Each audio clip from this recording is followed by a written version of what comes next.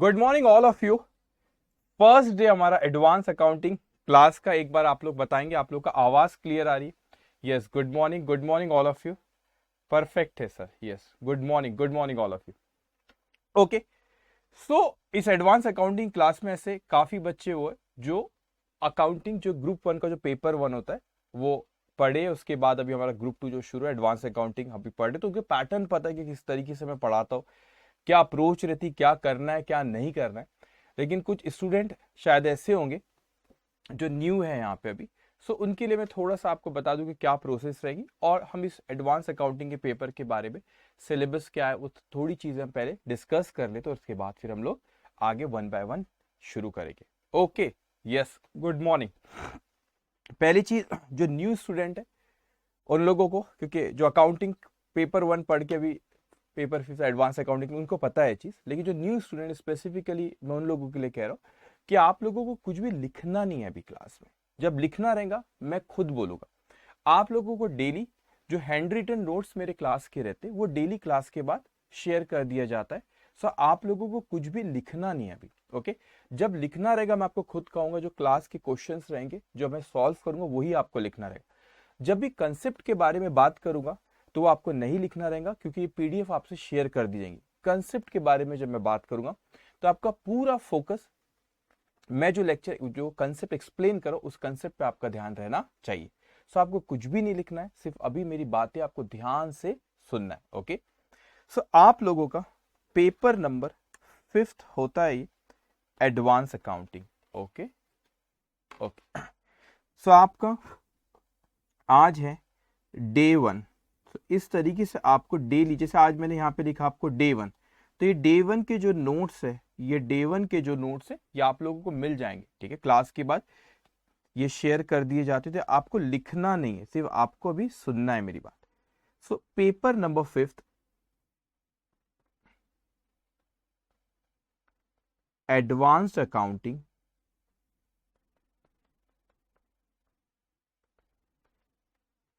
100 marks का paper है।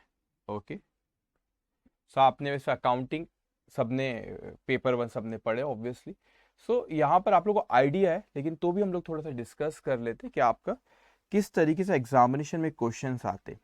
तो आप लोगों को टोटल कितने क्वेश्चंस आएंगे? 6 क्वेश्चन टोटल। एग्जामिनेशन में ये पैटर्न देखा गया, कितने क्वेश्चन आते? 6 question. Yes, good morning all of you. Good morning Sanika, Kartik, Anikesh, okay, Subrata, good morning everyone. Muskan, good morning everyone. अभी सिर्फ आप ध्यान से आप मेरी बात सुनेंगे बच्चों। सो यहाँ पे टोटल आप लोगों को 6 क्वेश्चंस रहेंगे।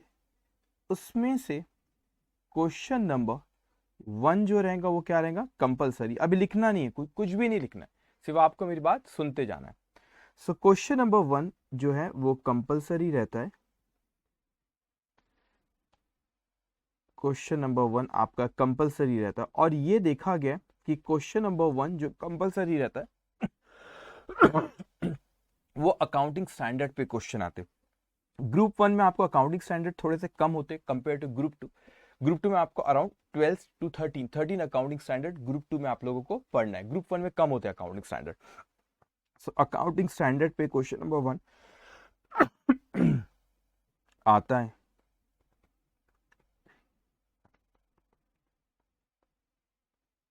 ओके, कितने क्वेश्चंस आते? 5 मार्क्स का, 5 मार्क का एक होता है, और आपको टोटल 4 क्वेश्चन अकाउंटिंग स्टैंडर्ड में 5-5 मार्क के आते हैं। तो आपका क्वेश्चन नंबर 1 20 मार्क्स का किसके ऊपर रहेगा? अकाउंटिंग स्टैंडर्ड पे। जैसे आपने किस में देखे, पेपर वन जैसा अकाउंटिंग में देखे, वैसा ही यहां पर भी पैटर्न ऑब्जर्व करा गया। लेकिन जो रिमेनिंग क्वेश्चन होते, आपको टोटल एग्जामिनेशन में 6 क्वेश्चन आते, जिसमें से क्वेश्चन नंबर 1 जो होता है वो कंपलसरी होता है। सो क्वेश्चन नंबर 1 कंपलसरी, और जो बचे हुए 5 क्वेश्चन, उन बचे हुए 5 क्वेश्चन में से कितने करना रहता है? हमको 4 करना होता है। सो जो रिमेनिंग 5 क्वेश्चंस जो है, इन 5 क्वेश्चंस में से आपके पास ऑप्शन होता है। क्या ऑप्शन होता है? कि आपको इन 5 में से कोई भी कितनी चीज करना है? 4 क्वेश्चंस करना रहेगा। Any 4 questions out of 5। तो आपको टोटल 6 क्वेश्चन है। क्वेश्चन नंबर 1 क्या आपका कंपल्सरी, बचे हुए 5 में से कितने क्वेश्चंस करना रहता है हमको, 4 क्वेश्चन करना रहता है। और वो क्वेश्चन का जैसे आपने पेपर 1 में भी देखे इस चीज को अकाउंटिंग में, कि इसमें कोई फिक्स नहीं रहता आपका कि कितने, आई मीन 20 मार्क्स का तो एक रहेगा, लेकिन जो पैटर्न है आपका, जैसे आप यहाँ पे देखेंगे,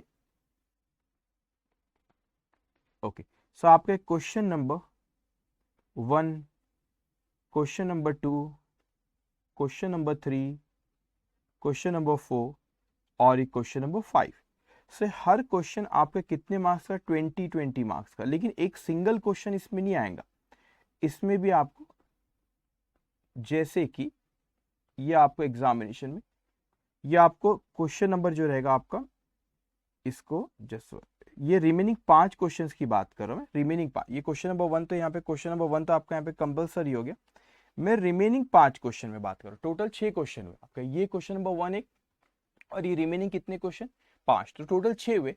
ये क्वेश्चन नंबर 1 आपका क्या है, कंपलसरी है, और ये रिमेनिंग, या तो फिर आप ऐसे भी कर सकते, क्वेश्चन नंबर,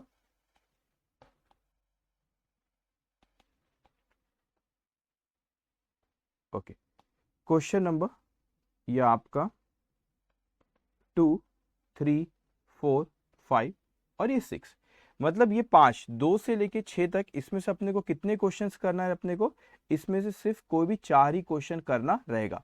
सो अपने पास ऑप्शन है बेटा। लेकिन क्वेश्चन नंबर 2 से लेके जो क्वेश्चन नंबर 5 तक आपको एग्जामिनेशन में आता है, उसको कोई पैटर्न नहीं होता। आई मीन टू से, ऐसा जरूरी नहीं है कि 20 मार्क का ही कोई एक क्वेश्चन आएगा, हो सकता है कि 10-10 मार्क के 2 क्वेश्चन आए, हो सकता है एक 5 मार्क और 15 मार्क का, तो टोटल 20 होगा। हो सकता है आपको वहां पर एक 12 मार्क का, एक 8 मार्क का आ जाए, हो सकता है कोई 16 मार्क का, कोई 4 मार्क का आ जाए, तो कोई इसमें ऐसा फिक्स नहीं रहता। तो आप देखोगे कुछ क्वेश्चन में एग्जाम्पल के तौर पर 15 मार्क का एक, 5 मार्क का एक, तो हो गया आपका 20, 10-10 मार्क के 2 पूछ सकता है, ये सिंगल 20 मार्क्स का पूछ ले, ये 16 मार्क्स का एक, और फिर उसके बाद आपको 4 मार्क का एक। तो ऐसा कुछ कॉम्बिनेशन ये नहीं होता, फिक्स नहीं होता, ये कोई भी क्वेश्चन में आपको कोई भी कॉम्बिनेशन हो सकता है। लेकिन एक ऐसा देखा, 20 मार्क्स का क्वेश्चन आपको एग्जामिनेशन में आता है, ये हो सकता है, मैं आपको बताऊंगा आगे, पार्टनरशिप चैप्टर है उससे हो सकता है, डिसोल्यूशन आपको ग्रुप 2 में अभी है, कंसोलिडेशन ऑफ फाइनेंशियल स्टेटमेंट उससे हो सकता है, ये कोई भी चैप्टर से हो सकता है, फिक्स ऐसा नहीं रहता है। अब उसके बाद जो क्वेश्चन नंबर 6 होता है, उसमें आप लोगों को any four questions out of 5, तो आपको 5 ABCDE इस तरीके से वो वहां पे देता है, और उसमें से बोलता है कोई भी 4 करो, मतलब 5-5 मार्क के 4 आते। तो आपने को यहाँ पे, आपको क्वेश्चन नंबर 6 में ऑप्शन मिलता है यहाँ पे कि ABCDE ऐसे 5 क्वेश्चन पूछेगा, और वो 5 में से आपसे क्या करेगा, कोई भी कितने करो, वहां पे 4 क्वेश्चन आपको बोलेगा कि वो करो। सो टोटल इस तरीके अपने क्वेश्चन नंबर 1 तो अपने लिए कंपलसरी, जिसमें अपने किस अकाउंटिंग स्टैंडर्ड, जो कि बहुत इंपॉर्टेंट होता है, ग्रुप 1 में भी इंपॉर्टेंट है, ग्रुप 2 में और ज्यादा इंपॉर्टेंट होता है, कि यहाँ पे ज्यादा अकाउंटिंग स्टैंडर्ड आपको, और इनफैक्ट अकाउंटिंग स्टैंडर्ड को ऑब्जर्व करा गया कि क्वेश्चन नंबर 1 में तो वो पूछता ही पूछता है, कभी कभी यहाँ पे आपको क्वेश्चन नंबर जो 6 होता है उसमें भी और एक 5 मार्क का क्वेश्चन अकाउंटिंग स्टैंडर्ड, कुछ अटेम्प्ट में ये देखा गया इनफैक्ट 2 क्वेश्चन यहाँ पे उसने पूछ लिया अकाउंटिंग स्टैंडर्ड पे। तो अकाउंटिंग स्टैंडर्ड पे बहुत वेटेज होता है, 20 से 25 मार्क आपका अकाउंटिंग स्टैंडर्ड पे क्वेश्चन आते हैं। अब सिलेबस की अगर हम लोग बात करें, आप लोगों के एडवांस अकाउंटिंग जो सब्जेक्ट है उसमें सिलेबस की, और मैं साथ ही साथ उसके वेटेज की भी बात कर लेता हूं। अब आप ध्यान से सुनेंगे। सो आप लोगों को जो सिलेबस है यहाँ पे, सबसे पहले आपको जो chapters related to companies account है आपका, ओके, सो यहाँ पे कंपनी अकाउंट से रिलेटेड जो चैप्टर्स मैं उसके बारे में पहले बात करता हूँ। और आप लोग अराउंड एग्जामिनेशन में इस पे आपको 30 या 32 टू 38 मार्क्स का आप लोगों का एग्जामिनेशन में इन चैप्टर्स पे रहता है, ठीक है, अराउंड। अब फिक्स ऐसा कुछ नहीं है, लेकिन पास एग्जामिनेशन की जो पैटर्न देखा गया उसके हिसाब से देखा गया कि 32 से 38 मार्क्स तक आपके कंपनी अकाउंट्स पे क्वेश्चंस रहते। उसमें आप देखोगे कौन कौन से चैप्टर्स है। तो इसमें आपका आता है, फर्स्ट में आपसे को एम्प्लॉय स्टॉक ऑप्शन, ये आज ही चैप्टर हम लोग शुरू करेंगे। Second, buyback of shares and equity shares with differential right. Okay, buyback of shares, make a space, and shares with differential rights.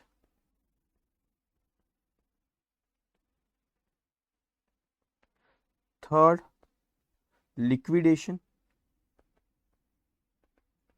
Fourth, amalgamation.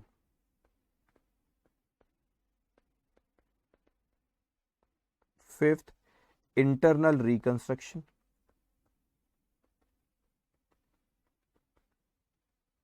Internal reconstruction.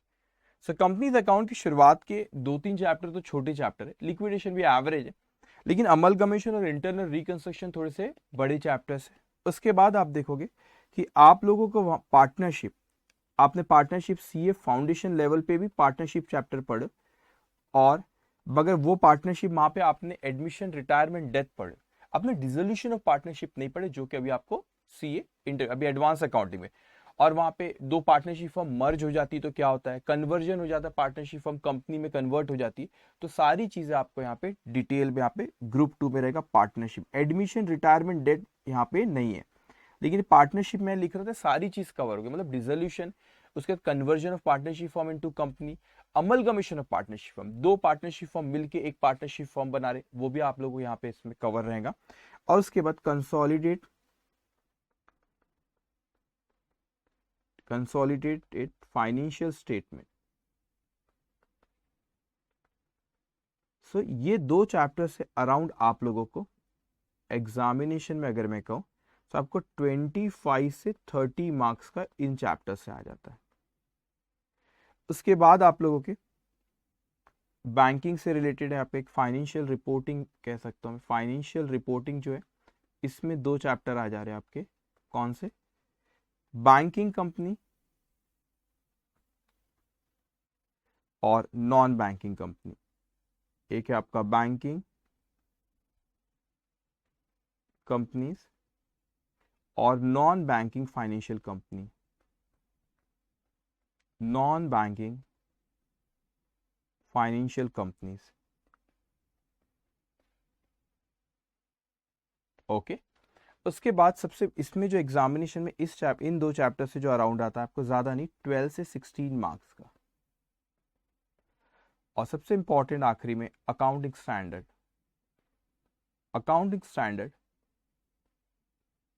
पे आपको अराउंड आ जाता है 20 से 26 मार्क्स का. तो यहां पर हम देखिए चैप्टर्स की बात करें, वो आप 5 चैप्टर वो शुरू में लिखा, उसके बाद 6 ये पार्टनरशिप, फिर आप एक चैप्टर देखेंगे यहाँ पे कंसोलिडेशन पे, उसके बाद आपका 8 और ये 9. तो 9 चैप्टर्स आपके अदर देन अकाउंटिंग स्टैंडर्ड. जो आखिरी चैप्टर फिर रहता है आपका 10th, that will be on accounting standard. लेकिन उसमें बहुत से अकाउंटिंग स्टैंडर्ड आप लोगों को ग्रुप 2, तो सारे अकाउंटिंग स्टैंडर्ड के सीरीज और चैप्टर नंबर 10 में हम लोग कवर करेंगे. तो ये आ रहा आपका सिलेबस, जो कि आपका कौन सा, आपका एडवांस अकाउंटिंग का. बहुत इंपॉर्टेंट होता है कि जब अभी हम लोग क्लास करेंगे तो जो इंपॉर्टेंट पॉइंट्स है आप उसको हाईलाइट करके रखें. मैं आपको बताऊंगा कौन से इंपॉर्टेंट पॉइंट्स है, उसको आप हाईलाइट करके रखें, क्योंकि आप लोगों के पास एग्जामिनेशन में जो बोथ ग्रुप अपीयर होने वाले कमिंग अटेम्प्ट में, जब भी आपका अटेम्प्ट अगर आप बोथ ग्रुप के लिए अपीयर हो तो ये बड़ा इंपॉर्टेंट होता है कि आपका एडवांस अकाउंटिंग का रिविजन आपके पास ज्यादा समय नहीं होता. क्यों? क्योंकि आपका ग्रुप 1 जैसे ही खत्म हुआ फिर आपके पास एक दिन का गैप, ऑफिस के बाद आप क्या दोगे, 5th पेपर एडवांस अकाउंटिंग दोगे.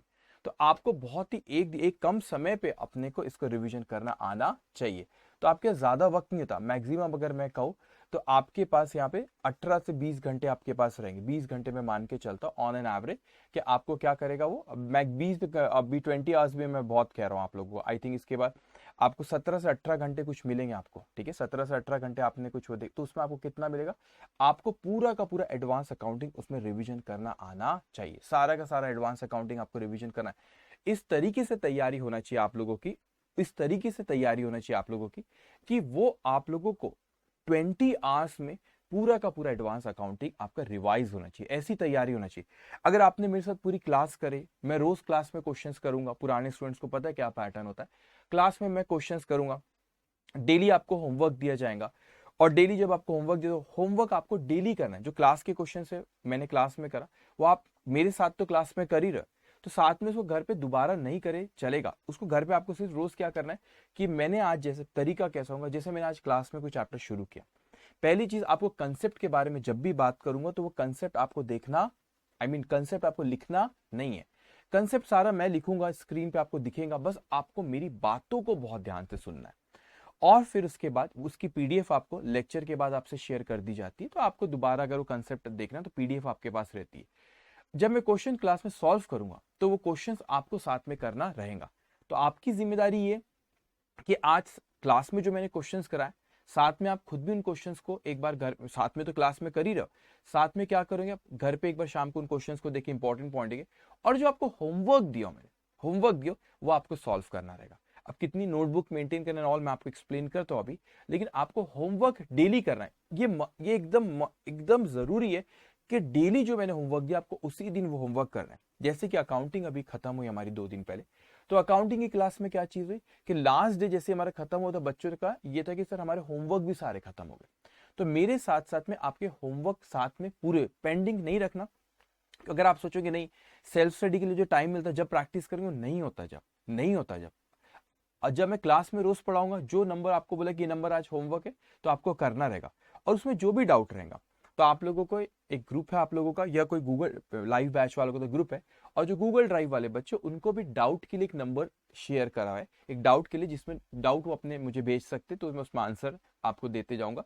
और जो लाइव अटेंड कर रहे उनके यहाँ तो एक सेपरेट ग्रुप है, वहां पर भी पोस्ट कर सकते हैं, या मेरे को उसमें जो डाउट वाला नंबर है वो उस पर आप मेरे को मैसेज करना, तो मैं बराबर रिप्लाई करूंगा। और दूसरी चीज, क्लास में भी जैसे आज आपको कोई होमवर्क दिया गया, तो आपने होमवर्क करते करते अगर आपको कोई डाउट आता है तो आप क्या करोगे, नेक्स्ट डे क्लास में, ये तो मेरे को पहले से मैसेज कर दिया आपने, ये ग्रुप में डाल दिया अपना डाउट, ये नेक्स्ट डे मेरे को क्लास में आपने पहले क्वेश्चन पूछ लिए, तो क्वेश्चन में आपको उसका आंसर में आपको डाउट एक्सप्लेन कर दूंगा। लाइव क्लास में भी ख्याल रखिए, अभी जब मैं आपको एक्सप्लेन करते रहूंगा, आपको कोई डाउट आए तो थोड़ा सा पेशेंस रखना, क्योंकि हो सकता है कभी कि मैं कोई चीज एक्सप्लेन पूरी नहीं कर रहा हूं, और जो आपको डाउट आए वो थोड़ी देर में शायद मैं एक्सप्लेन करने वाला हूँ।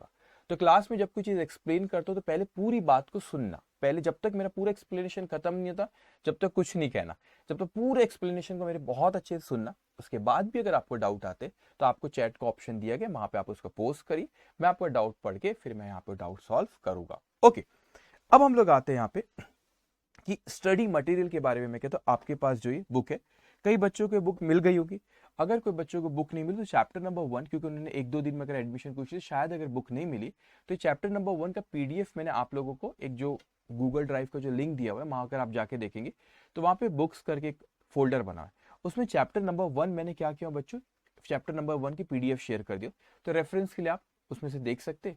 और आप अगर बुक आपको नहीं आई तो 1-2 दिन में बुक आपके पास वो आ भी जाएगी। ओके, सो आप चैप्टर नंबर, जिन्होंने अभी अभी एडमिशन ली शायद उनको बुक ना मिली हो, तो आप क्या करोगे कि वहां से पीडीएफ डाउनलोड कर सकते हो रेफरेंस के लिए। ओके, अब ये जो बुक आपके पास है एडवांस अकाउंटिंग जो आपको दिख रही है, जो स्क्रीन पे उसका पीडीएफ है वही बुक का, ये जो बुक है आपको जब मिलेंगी तो उसके बारे में मैं कुछ चीजें बता दूं।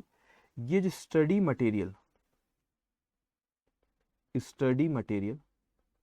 जो है, बेसिकली हर चैप्टर आप लोगों का 2 पार्ट में डिवाइड है।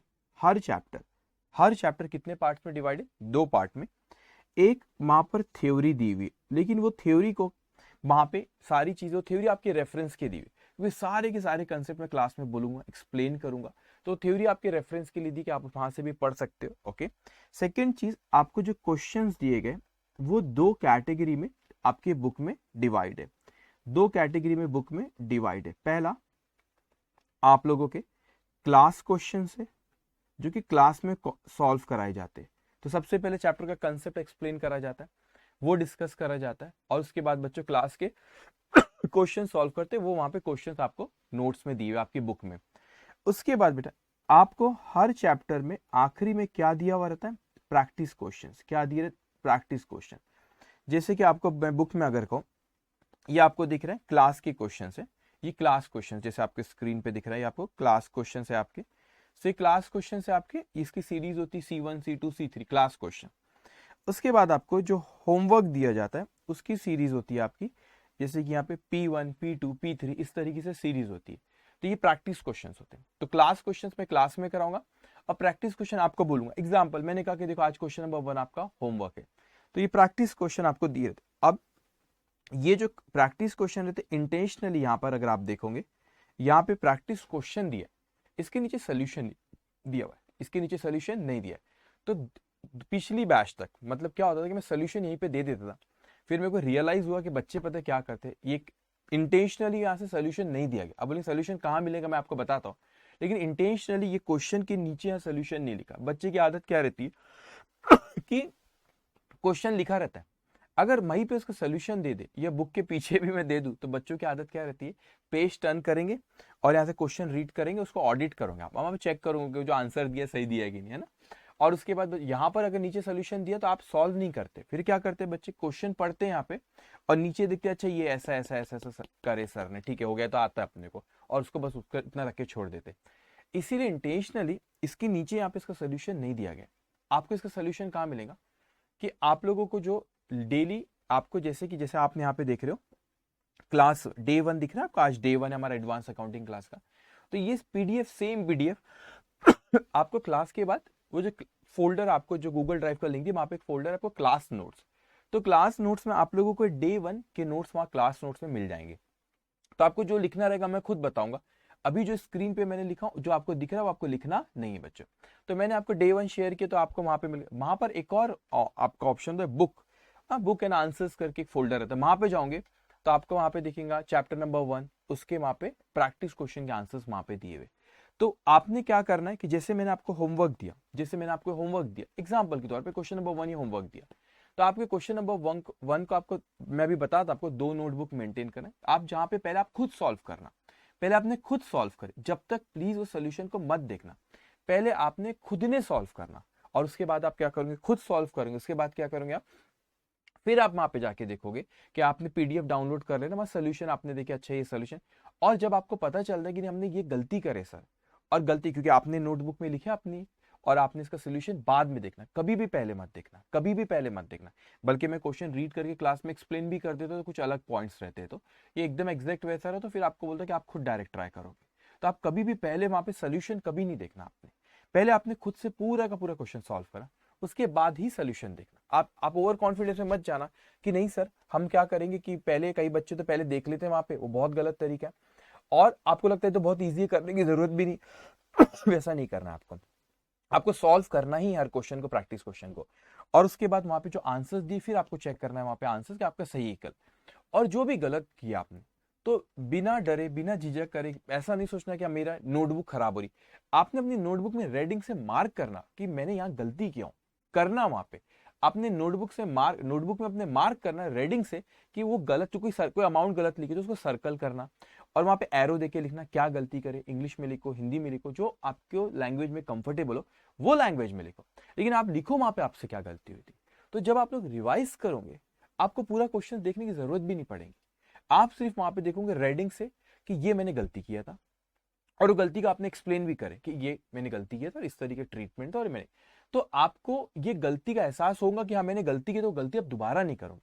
लेकिन अगर उन क्वेश्चंस को सॉल्व ही नहीं करोगे, या आप देखोगे सोल्यूशन देख लिया आपने तो इजी है इजी है इजी है ऐसा आपको लगा, तो वो बहुत डेंजरस है। आपने सिर्फ आंसर्स उसके देखे और आपको लगा कि नहीं तो बहुत सिंपल है, और आपने देखे करे भी नहीं, सॉल्व भी नहीं करे, वो एक अपने को लगता है ऊपर से आसान है, लेकिन जब करते हैं हम उस क्वेश्चंस को तो हमको रियलाइज होता है नहीं यार ये पॉइंट अलग था, ये पॉइंट अलग था, ये पॉइंट में हमसे गलती होती थी, यहाँ पर अटक रहे थे, तो वो आपको रियलाइज कर रहा है कि हाँ ये गलतियां हो रही थी, और उन गलती को हाईलाइट्स करके रखना, ताकि आप जब रिवाइज करोगे तो रिवीजन के वक्त क्या होगा बच्चों, आपको मदद करेगा ये हमने गलतियां करे। डेली होमवर्क आपको जो मैंने क्लास में दिया वो आपको होमवर्क डेली करना रहेगा। तो इस तरीके से हर चैप्टर में आपकी एक थ्योरी है, फिर क्वेश्चन है, फिर क्वेश्चन में 2 तरह के क्वेश्चन है, एक है आपके क्लास क्वेश्चन और एक कौन सा आपके प्रैक्टिस क्वेश्चन। अब कई बच्चे ये कहते हैं कि सर क्या इसके अलावा हम लोगों को कोई और बुक पढ़ने की जरूरत है क्या। अब देखो यहाँ पे आपके पास जो बुक दी हुई है उस बुक में क्या क्या चीज कवर है, पहले मैं आपको बता दूं कि यहाँ पे कौन कौन से सोर्स हो सकते हैं आपके, कौन कौन से सोर्स हो सकते हैं कोई नोट्स मतलब क्वेश्चंस के। एक मैं कह सकता हूं कि previous examination questions, previous examination questions, उसके बाद और क्या हो सकता है आपका, आपको इंस्टीट्यूट देती है ना रिवीजन टेस्ट पेपर, आरटीपी जिसे आप कहते हैं, रिवीजन टेस्ट पेपर जिसे आप आरटीपी कहते हैं, इंस्टीट्यूट आपको देती है। आईसीआई का स्टडी मटेरियल होता है, आईसीआई का स्टडी मटेरियल होता है। इसके अलावा भी अगर मुझे और कोई क्वेश्चंस लगे तो वो भी क्वेश्चंस इसमें ऐड रहते, काफी क्वेश्चंस दूसरे भी ऐड रहते। तो आपको स्टडी मटेरियल का सबसे बड़ा क्वेश्चन है बच्चे के स्टडी मटेरियल के क्वेश्चंस करना, आपको देखना है देख लेना, लेकिन जैसे ही मैं चैप्टर खत्म करूंगा उसके बाद या मैं आपको बता दूंगा क्लास में पीडीएफ ओपन करके, जैसे चैप्टर नंबर 1 हम जो अभी करेंगे, जैसे ही मैंने चैप्टर नंबर 1 कंप्लीट किया मैं आपको इंस्टीट्यूट के मटेरियल ओपन करके बताऊंगा, उसके आप सारे क्वेश्चन देखना। 100% क्वेश्चन, सारे के सारे क्वेश्चन ऐसे रहेंगे जो क्लास में करे हुए, या तो क्लास क्वेश्चन में हो सकता है कुछ क्वेश्चन रहे, या प्रैक्टिस क्वेश्चन में रहेगा, जहां पर भी रहे, लेकिन स्टडी मटेरियल के 100% क्वेश्चन ऑलरेडी हम लोगों पे कवर रहेंगे, ऑलरेडी क्लास के नोट्स में कवर रहेंगे, ऑलरेडी क्लास के नोट्स में कवर रहेंगे। तो आपको रेफरेंस के लिए देखना है तो देख लो, आप देख लो क्वेश्चंस कवर है कि सारे 100% क्वेश्चंस यहाँ पे कवर रहेंगे। तो प्रीवियस एग्जामिनेशन क्वेश्चन हो, ये स्टडी मटेरियल हो, या आरटीपी हो, सारे क्वेश्चंस कवर थे। इनफैक्ट आपका इंटरमीडिएट मई 18 से शुरू है, जब से अभी तक सारे क्वेश्चंस के पहले भी ऐसे कई जो डिफिकल्ट क्वेश्चन है या यूनिक क्वेश्चन है, सारे के सारे क्वेश्चन आपके इस बुक में कवर है। तो इसके अलावा आपको कोई और चीज करने की जरूरत नहीं है। इनफैक्ट अभी जो अकाउंटिंग की क्लास खत्म हुई या एडवांस अकाउंटिंग की आपकी जब भी क्लास खत्म हुई, आप देखना कोई भी लेटेस्ट पेपर उठा के देखना, उसके क्वेश्चंस देखना, 99.99% वो ये बुक से ही सारे के सारे क्वेश्चंस रहेंगे। तो इसके अलावा आपको कोई और चीज करने की जरूरत नहीं, लेकिन आपको लगता है रेफरेंस के लिए तो आप देख लो, लेकिन जरूरत नहीं है आपको। अब यहाँ पे कितने तरह की आप लोग ये चीज ख्याल रखना है, स्पेशली जो न्यू स्टूडेंट अभी एडवांस अकाउंटिंग में उनसे बात कर रहा हूं मैं, कि आप लोग के पास 2 नोटबुक रहना चाहिए। कितनी नोटबुक रहना चाहिए आप लोगों के पास? 2 नोटबुक रहना चाहिए। एक नोटबुक आप लोगों की रहेंगी क्लास की, मतलब क्लास में जो मैं क्वेश्चंस कराऊंगा वो आपको इस नोटबुक में लिखना रहेगा। तो कितने पेजेस की लेना पड़ेगा आपको? वो 400 पेजेस की, वो 400 पेजेस की। और जो आपको दूसरी जो नोटबुक रहेंगी जिसमें आप लोगों को होमवर्क करना रहेगा वो भी 400 पेजेस की। तो एक इसमें आप कौन से क्वेश्चन सॉल्व करोगे? क्लास के क्वेश्चन सॉल्व करोगे। और दूसरे वाले इसमें आप कौन से क्वेश्चन सॉल्व करोगे? आप लोग करोगे प्रैक्टिस वाले क्वेश्चंस। ठीक है, तो दो बुक आपके पास रहेंगी। अब ख्याल रखना कि जब आप यहाँ पे 2 बुक आपके पास रहेंगे, एक क्लास के क्वेश्चन जिसमें सॉल्व करोगे और एक प्रैक्टिस क्वेश्चन जिसमें, दोनों 400 पेजेस की लेना। थोड़े जिसके पेजेस ब्रॉड हो वो आप लेके आएंगे, और जिसमें क्योंकि अकाउंट से सब बनाना तो थोड़ा स्पेस ज्यादा लगता है, तो आप उसमें क्लास के क्वेश्चंस क्लास की बुक में करोगे और आपके जो प्रैक्टिस क्वेश्चन प्रैक्टिस बुक में करोगे।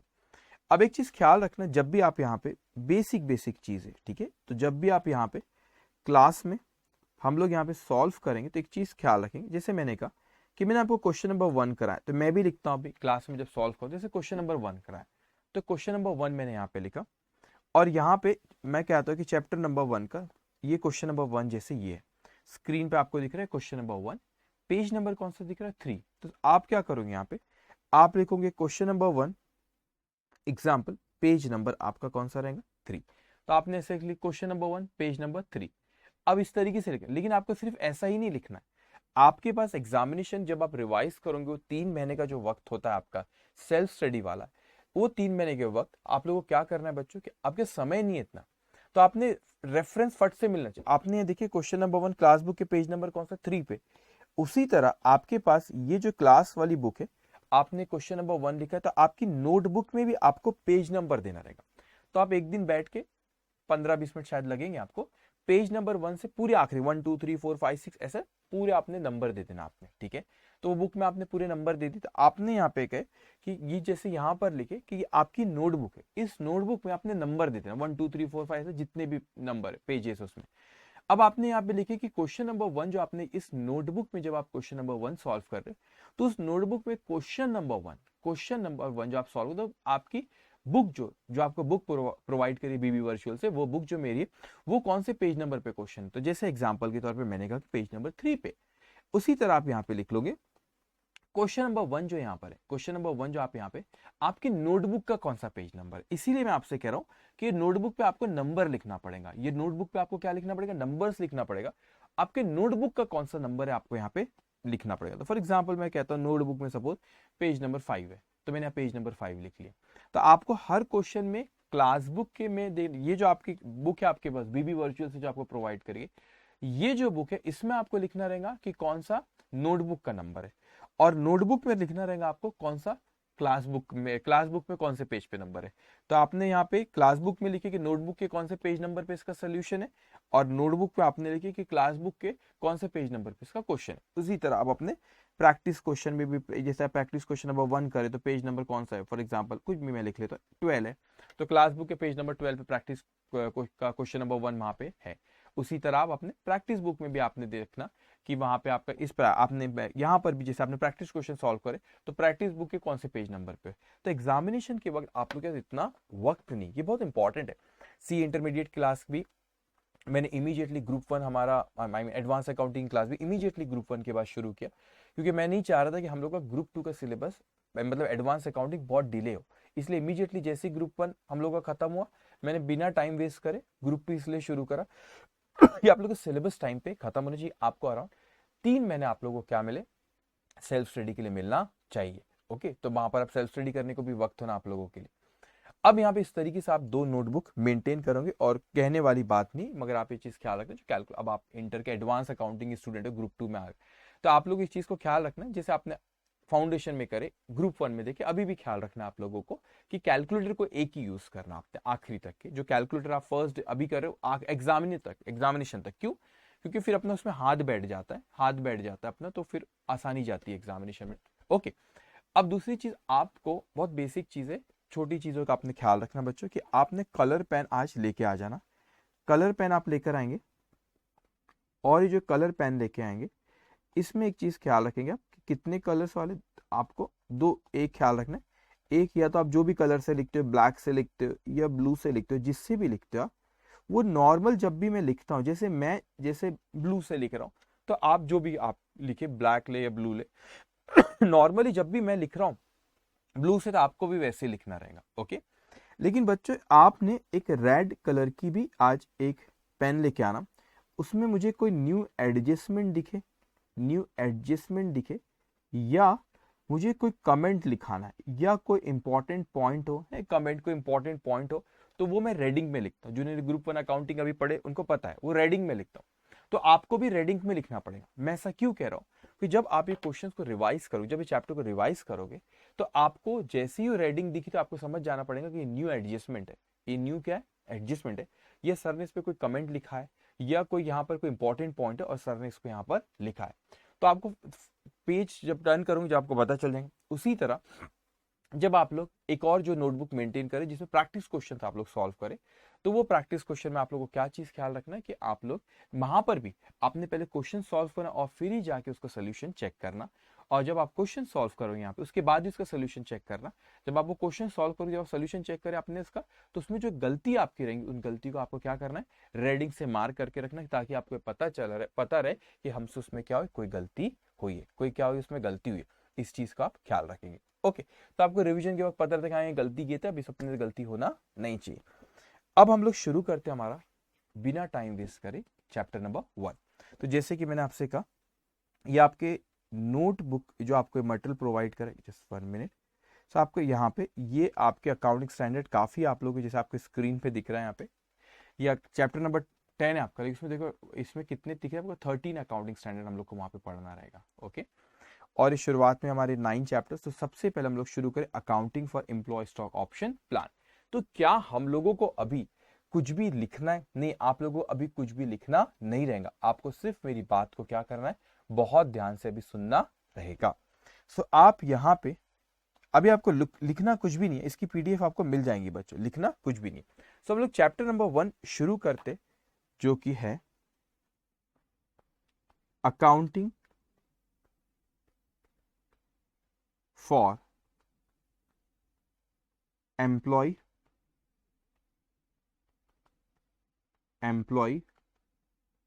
स्टॉक ऑप्शन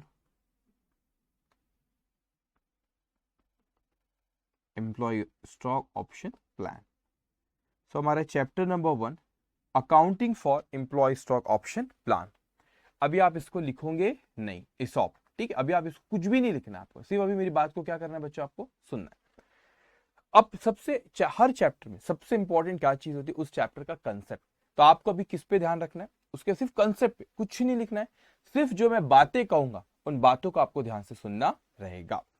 सो अब आप सुनते जाएंगे। एक कंपनी है, उस कंपनी का नाम हम कहते हैं, सपोज कंपनी का नाम हमने रखे, क्या नाम रखेंगे उसका, उस कंपनी का नाम हम रखते जसवंत, ओके, उस कंपनी का नाम हमने रखे इन्फोसिस। सो एक कंपनी, उस कंपनी का नाम है वो इन्फोसिस। वो बहुत परेशान थी वो कंपनी। क्यों परेशान थी? उसे लगता था कि उसके जो एम्प्लॉयज है वो एम्प्लॉयज जॉब छोड़ के जाना नहीं चाहिए, रिटेन रहना चाहिए। क्या रहना चाहिए? रिटेन रहना चाहिए। तो वो ऐसा ना हो कि वो जॉब छोड़ के चले जाए। तो वो कंपनी बहुत परेशान रहती थी कि उसे ऐसा लगता था कि उसके एम्प्लॉयज क्या हो रहे, जॉब छोड़ के जा रहे और दूसरी जगह जॉब पे चले जा रहे। तो उसे लगा कि नहीं, ऐसा होना नहीं चाहिए और एम्प्लॉयज ने हमारे कंपनी में ही जॉब करते रहना चाहिए और या तो भी ज्यादा समय तक हमारे कंपनी में उन्होंने जॉब करते रहना चाहिए। सो उन्होंने क्या करे, सबसे पहले तो इन लोगों को कहे कि ये हमारे एम्प्लॉयज है, आप देख सकते हैं स्क्रीन पे, ये एम्प्लॉयज है और ये हमारी कंपनी है। मैंने कहा जो भी हमारे की प्लेयर्स है, मतलब की प्लेयर्स का मतलब जो अच्छे एम्प्लॉयज है, ये डायरेक्टर्स हो या ऑफिसर्स हो कंपनी के, हम नहीं चाहते कि कंपनी छोड़ के जाए, इसी कंपनी में रहे, तो उनको हम लोग अच्छी खासी सैलरी देते थे।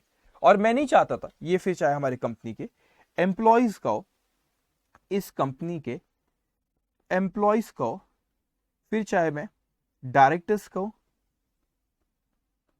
या चाहे मैं कहूं ऑफिसर्स का हो ऑफ इन्फोसिस, ये जो हमारी कंपनी है। सो मैं नहीं चाहता था कि ये लोग ये कंपनी छोड़ के जाए।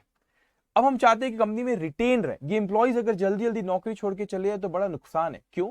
फिर हम उनको पहले ट्रेन करते, फिर वो ट्रेन हो जाते तो दूसरी जगह पे अच्छी सैलरी पे चले जाते। तो मैंने कहा कि ये हमारी कंपनी में रहना चाहिए। तो मैंने, ये चेकबुक है मेरे पास, मैंने कहा ये लो, ये मेरे एम्प्लॉयज है, मैंने इनको चेक बना के दिया और इन एम्प्लॉयज को क्या करा, अच्छी खासी सैलरी देने लगा।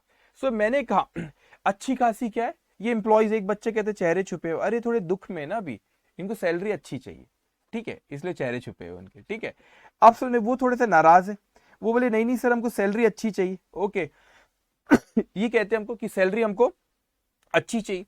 तो इन एम्प्लॉयज को क्या करते थे हम लोग बच्चों, इन एम्प्लॉयज को हम लोग सैलरी, अच्छी खासी सैलरी देता था। सो ये सामने मेरे एम्प्लॉयज है यहाँ पे और इन एम्प्लॉयज को मैं कह रहा हूँ कि इनको अच्छी खासी मैं करता था, ये लो भाई सैलरी लो, आप ये लो, आप एम्प्लॉयज, तो आपको मैं अच्छी खासी सैलरी देता था, आप खुश, आपने बोले ओके ओके ओके सर, ये चेक मैंने आपको दिया, आपको पूरा महीना आपने काम किए और आप बहुत खुश कि अच्छी अच्छी सैलरी हम लोग को मिल रही है। तो मैंने इन एम्प्लॉयज को सैलरी तो अच्छी खासी दिया, उसके बाद वो खुश नहीं हुए। मैंने कहा क्यों खुश नहीं? बोले नहीं नहीं नहीं नहीं, हम इतनी मेहनत कर रहे हैं, इतनी मेहनत कर रहे इस कंपनी को बनाने के लिए, वैसे तो बहुत रेप्यूटेड, बहुत बड़ी कंपनी, लेकिन बोले इतनी बड़ी कंपनी, हमारा भी इसमें कुछ कंट्रीब्यूशन है, आप कुछ और दो। मैंने कहा आपको मैं पेड लीव देता हूं, पेड लीव, ठीक है, आप छुट्टी पे जाए पैसा मिलेगा, उसके बाद मैं आपको सिक लीव देता हूं, तबीयत खराब तो भी आपको छुट्टी दी जाएगी। उसके बाद मैंने कहा आपको इंश्योरेंस देता हूं, इंश्योरेंस भी देने लगा। तो मैंने कहा मैं आपको बहुत से बेनिफिट्स देता हूं। मैंने आपको सैलरी जो दी है, सैलरी आपको कैश में दी, कैश चेक जो भी बोलो, ये मैंने आपको पैसा दिया, इसका ये आपके बैंक अकाउंट में पैसा आया। इसके अलावा बच्चों, ये चेक के अलावा मैंने आपको इंश्योरेंस निकाल के दिया, आपके फैमिली मेंबर्स का इंश्योरेंस निकाल के दिया, आपके बच्चों की पढ़ाई के लिए, जो एम्प्लॉय थे उनके बच्चों की पढ़ाई के लिए मैंने कहा लेके जाओ, पैसा लेके जाओ, उसका भी, वो भी हम पैसे देते, ओके, उसके भी अलाउंसेस देते, उसके लिए भी पैसे देते, फिर मैंने वो भी बेनिफिट देते। उसके अलावा मैंने कहा इंश्योरेंस लगता है आपको, इंश्योरेंस अगर होना, अगर आपको इंश्योरेंस, हेल्थ इंश्योरेंस निकाल के रखो, लेकिन साथ में मैंने कहा आपको उसके अलावा, वो कहने लगे नहीं नहीं सर, इसके अलावा कुछ और भी आप हमको दो। तो मैंने कहा हाँ, बहुत सी चीजें हम आपको और देंगे। तो एक सेकेंड, ओके, तो बहुत सी चीजें और क्या? तो फिर एम्प्लॉयज को कहने का रुको रुको, मैंने कहा मैं आपको मेंबरशिप भी देता हूं, ये रहे मेंबरशिप कार्ड, जाइए आप, ये अलग अलग क्लब के मेंबरशिप कार्ड है बच्चों, जाइए आप एक क्लब में, ये क्लब में जाइए और ये क्लब में आप जाइए, अपनी फैमिली के साथ जाइए, एंजॉय करिए, वेकेशन पे जाइए। ये मेंबरशिप कार्ड भी मैं, एम्प्लॉय ये मेरे सामने, ये एम्प्लॉयज के मेंबरशिप कार्ड भी दिया, मतलब ये लीजिए मेंबरशिप कार्ड। तो मैंने उन्हें मेंबरशिप कार्ड भी दिया कई क्लब्स के। मैंने कहा जाओ वेकेशन पे जाओ, फैमिली के साथ जाओ और आप लोग वहां एंजॉय करो। आप लोग को पेड लीव देते, हम सिक लीव रहे वो भी हम आपको देते, आपको पैसा भी देते, आपकी फैमिली का इंश्योरेंस भी निकाल के देते और आपको कई बेनिफिट्स हम लोग देते। लेकिन वो जो कंपनी, वो जो एम्प्लॉयज है, वो अभी भी, वो जो एम्प्लॉयज है अभी भी वो नाराज है, अभी भी वो उदास है। वो कहने नहीं नहीं सर, हमारा बहुत कंट्रीब्यूशन इस कंपनी में, हमने इस कंपनी को बढ़ाने में हमारा भी बहुत हाथ है, तो हम चाहते हैं कि हमको इसके अलावा भी कुछ और मिले। तो ये ऑब्वियसली इन्फोसिस ये चाहेंगी, ये इन्फोसिस कंपनी बच्चों, ये इन्फोसिस कंपनी चाहेंगी कि wants to retain high quality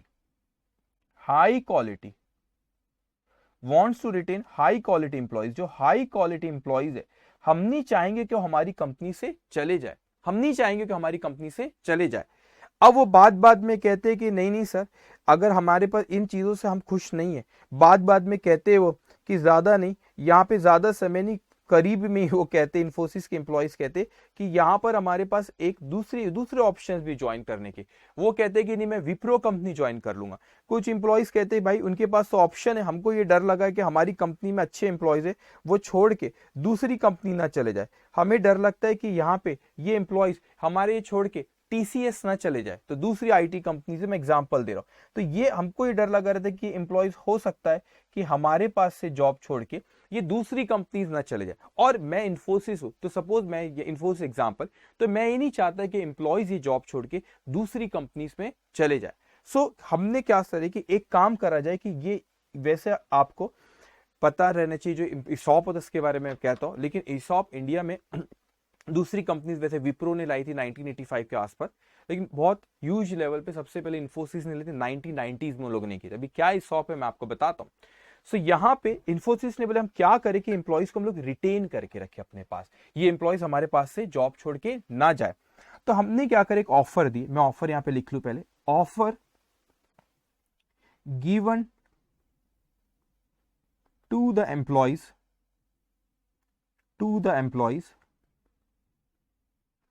to purchase at a future date the shares of the company at a predetermined price at a concessional price. अब आप ध्यान से सुनेंगे।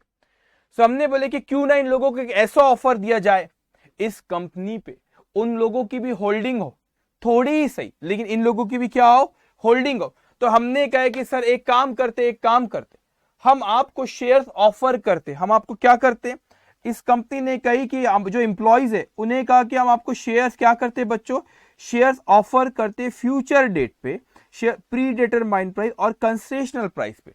अब ये फ्यूचर डेट का मतलब क्या होता है, इस चीज को समझना।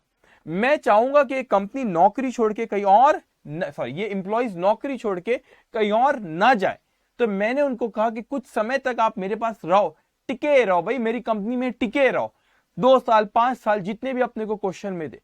तो जब इन कंपनी को लगा कि नहीं एम्प्लॉइज छोड़ के जा सकते अपने अच्छे एम्प्लॉय, तो इनको एक ऑफर दिया गया कि हम आपको एक ऑफर देते, इतने साल कुछ और काम करो, या वो परफॉर्मेंस पैरामीटर भी होता है कि अभी अपन आगे बात करेंगे, लेकिन अभी मैं कहता हूं कि आप इतने साल इस कंपनी में टिके रहो, 4 साल 5 साल 6 साल आप काम करो इस कंपनी में, जितना भी आपको क्वेश्चन में दिया, और आपको बोला 2-4 साल जितना भी दिया आप वो काम करो, हम आपको शेयर्स ऑफर करेंगे, और वो शेयर्स कंसेशनल प्राइस पे, मार्केट से कम कीमत पे क्या करेंगे बच्चों, ऑफर करेंगे।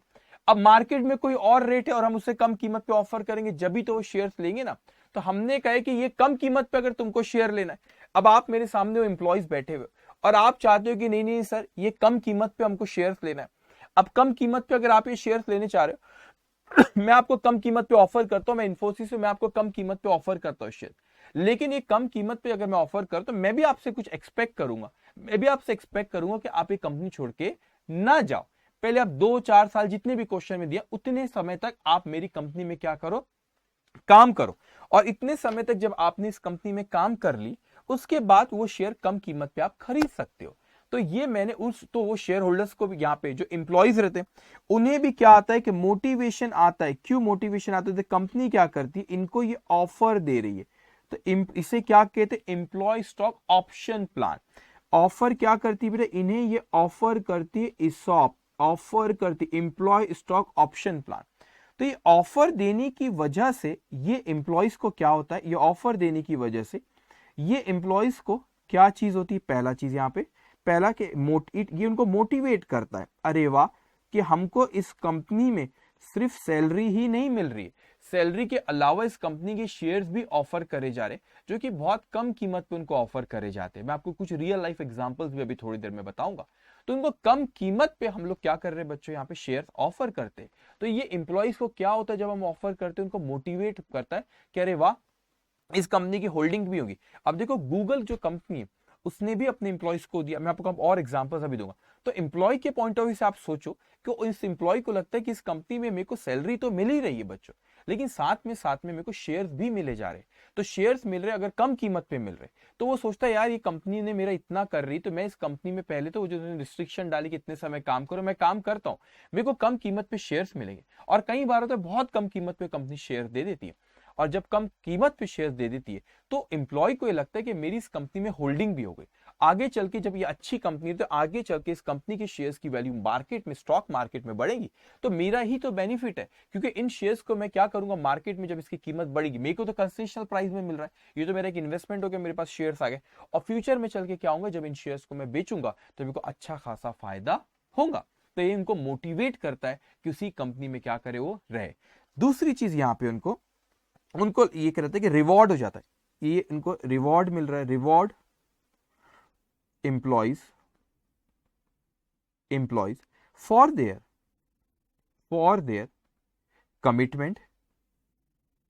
Commitment and performance.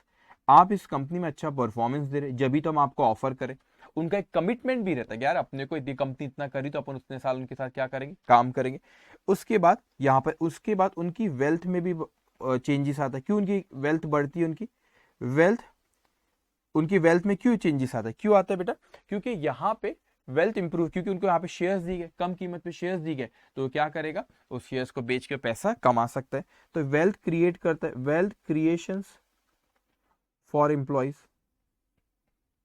एम्प्लॉय को ये उनके बेनिफिट्स हो गए कि उसको मोटिवेट कर रहा है कि कंपनी में टिके रहो।